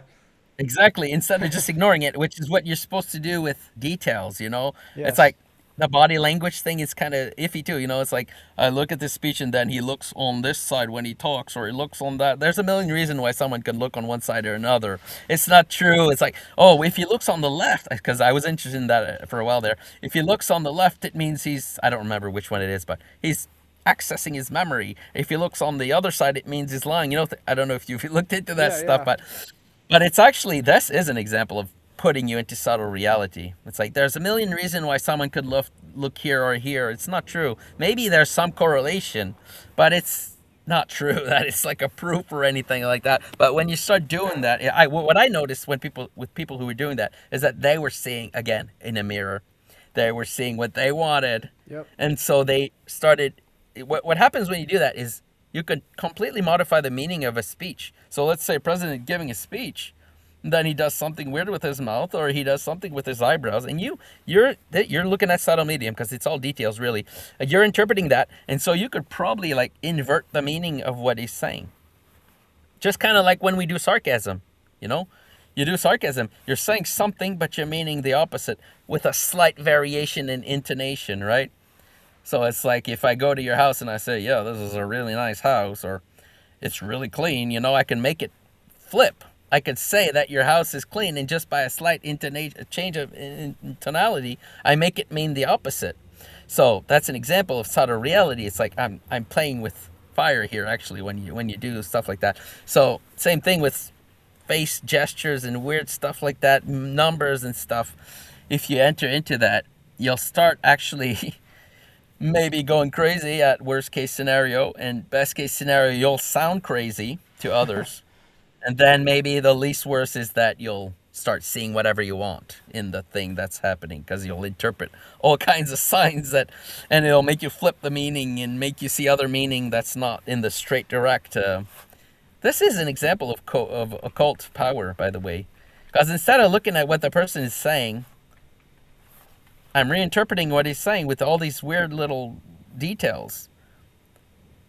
You've been tricked when you do that. It's not the other way around. It's like if you start doing that, you're the one who's been tricked. You've been put under a spell, and now instead of seeing what the person is saying straightforward, you're reinterpreting the whole universe with these subtle things that are outside of meaning, really. So yeah, Yeah. It reminds me that my patron saint has a famous quote. I don't know if this is like word for word, but it's like a time is coming when men will go mad, and when they see someone who is not mad, they will attack him, saying, "You are mad. You are not like us." Saint Anthony the Great. yeah, it's probably close. Again, Yeah. reminds me of It COVID seems a like little we're bit. always in that state. Like we're always in that Yeah, state where there's like there's a group where it's like everyone else is saying that they're mad, you know. yeah. Um, yeah, and they're attacked for being not like the rest of the world. It's like I think that's why it's been preserved so well, that quote, because it's like it seems like that's always relevant. But Yeah, it's yeah, definitely seems like we're in that yeah, in that yeah. pattern there. Well, I think we'll probably wrap things up here. So we're going on 3.5 hours. Is there anything else you wanted to leave us with? Oh, 3.5 hours. Whoa, Yeah, man. that went fast. No, no, I just wanted to say it was really fun talking, because this is like weird subjects that nobody wants to talk about. So thanks for having me. It was really fun for me to talk about all these weird things, in a way that maybe is trying to help with it a little bit. Hopefully it helps some Yeah, we people. can only hope. Yeah. Oh yeah, thanks. Where No, can we I didn't find have you? anything else to say. Where are you these Uh, days? Not on the internet, basically, is where I am. That's how. Mostly. Yeah, that's the goal. I'm on Substack. I'm on Twitter, but I don't use it. Yeah, Substack. I'm gonna use Substack eventually. I think that's better than Twitter. Honestly, me too. feels like a less crazy Yeah. environment. So it's probably where I'm gonna end up when I start publishing stuff, apart from my book, let's say. But I'm still on Twitter. If I see something really stupid, I might post about it. But since Yeah, I don't go on the internet anymore, it's rarer and rarer. Actually, yeah. sometimes I leave for like a week. I don't go on the internet, and then I come back a week later, and I'm like, everything's changed. It's like in a week. I'm not kidding. It's like everything has changed in a week. It's like, oh, now there's a war. Or Yeah. now it's like But this in your guy's day-to-day dead life, now. nothing's actually changed. It's like that's how Exactly. much. Yeah, that's how much Nothing's of a. changed. Yeah, Yeah, it's oh, and someone asked, what's the status of your book? Well, actually, I'm just okay. This is I'm gonna say I don't want it to take too long, but I'm just having explosions of understanding. Okay, so it's good actually, because now I have time, to think. Because I used to just do chores all day, which was getting tiresome. But anyway, I'm glad that happened to me. But now I like to write. So basically, I'm just having explosion of understanding, and I'm probably not gonna write just one book, but so I could say what I'm working on is always basically the same thing. I'm trying to understand the story of Adam and Eve. It's Adam, Eve's the snake, the tree of knowledge of good and bad, the tree of life. All those elements is what I'm trying to understand, but I don't think it could be contained in one book. It's like now I talked a little bit about some of the stuff about the snake and magic and stuff. I could write an entire book about that. Oh yeah. It's really interesting. Like I could show how it all makes sense. It's but then so that's one thing I want to do. Explain what symbolism of the snake, but in really profoundly, and then find examples in the Bible. And then the other thing I want to do, obviously, is about Eve. And now there's a new thing I want to do, which is talk about the tree of knowledge of good and bad, because I think that's really hard to understand, and I'm starting to. It's related to tests. It's related to tests. That's all. Sounds That's like all I a could say. series almost. Like you're kind of constructing a series of books rather than one. Yeah, Yeah. I wish. Yeah, it's because I can't contain it in one book. I Yeah, just can't. yeah. I tried, and it's like not good. That's the hardest 'cause then part. I'm writing one too, and it's like I find that's the hardest part is like, what do you leave out? It's not what you Yeah. say, it's what do you leave Yeah. out. Yeah. Exactly, because you do want to. It's like when you understand something, you want to talk about it. It's just normal, right? And it's like it's painful to say. I'm not going to talk about this Yeah. example you say, or this source that I found, or this. Yeah, it's Yeah. hard, but yeah, I'm probably. It's hard to say how far along I am because now it's like exploded into like Yeah. different I books. can but relate, yeah. it and one takes a more, long time to write a book. I and mean, then one more here. Cynic Sarium says, please ask him to allow monthly payments on a Substack. The people want to support you financially, so just throwing that out there. I don't know what that means. Yeah, Sorry. you can enable like you don't even have to paywall anything. Like people, if they just want to support you financially, they can do that through Substack. Oh, you could just choose. Yeah, that. you just set up like a It Stripe. doesn't hide anything, right? That's what you mean by paywall. It doesn't hide. Yeah, you don't have to actually like hide the content of your articles. Like you can just Okay. keep publishing for free, and people who want to Oh, okay. financially support your work, they can do it through it's all through. Oh, okay. Well, I'll look Stripe. into that. Yeah. Okay, I'll look into that because Yeah. So there you yeah, go. that would be useful for me. Obviously, Yeah. I didn't really know you could because I didn't want to like hide. So I understand people who do that; it's fine. But it's like I don't do enough. I don't write enough to be able to I know. say that. I do it, and I kind of feel bad, but it's like, yeah, sometimes you got to compel people to support. If you put a lot of time into, it's like selling a book. I mean, you're not going to give away a book for free No. either. So I used to think that was a good idea, but my brother said, "Don't do that." I was like, Yeah. "I'm just going to give my book away," because sometimes I'm a little too I don't know in the clouds or something. You just want to get And it out there, yeah. Yeah, I was like, "Oh, I'm just going to give it away," You and just my want brother people was to like, read "Don't it. do that." Forget paying No. for it. You want actually people to read it. That's another thing. Is like Yeah. a lot of people But buy it's- books and don't even read them. Yeah, exactly. But he said something. He was right though. He said to me, "Free stuff doesn't work too." It's like Yeah. you think people are going to read it more because it's free, Yeah, but exactly. actually it's to help they them. ignore it. Yeah, it's to like help it's not them worth feel like anything. their skin in the game. They paid for it, so they should Yes, feel I incentive think to read it. he was right about that because it's Yep. true. If you give it away, it's like it's nothing, and people Yep. just ignore it or they just take it for granted or something like that. I don't know. So yeah, Exactly. it was good advice on his end there. Yeah. Okay. All right, Well, me too. Well, yeah. Thank you for it was fun. taking the time again. Always my appreciate it. I pleasure. hope this was as good, or if not better, than the last one. And we definitely are gonna hope to have you back on. You're always welcome at any time. So I'd love to Thanks. go further into any of this Well, stuff with you. I love your channel because I told you why, but I say it. You've got just the right amount of schizo and Yeah. tradition The to royal do path, something man. good. Yeah, schizo and balance. Yeah, you gotta balance it out. But yeah, Because you're really a traditional guy. That's what I like. Because it's like if you go schizo, you go too far. You go. But if you got both. I think you have both. It's good. I like with your channel. It's like you have the traditional part, and then you also want to talk about weird stuff, which is good. I think you need Yeah. both. I think this is what you have. I can't so. help it. But thank you. All right. Thank you, Yeah. Matthew. Again, thank you all for those of you who tuned in, those who donated. I'm speaking specifically to you, Alan. I very much appreciate the 50 for holding it down. And yeah, we'll see you again soon. God bless you all. Christ is risen, and take care.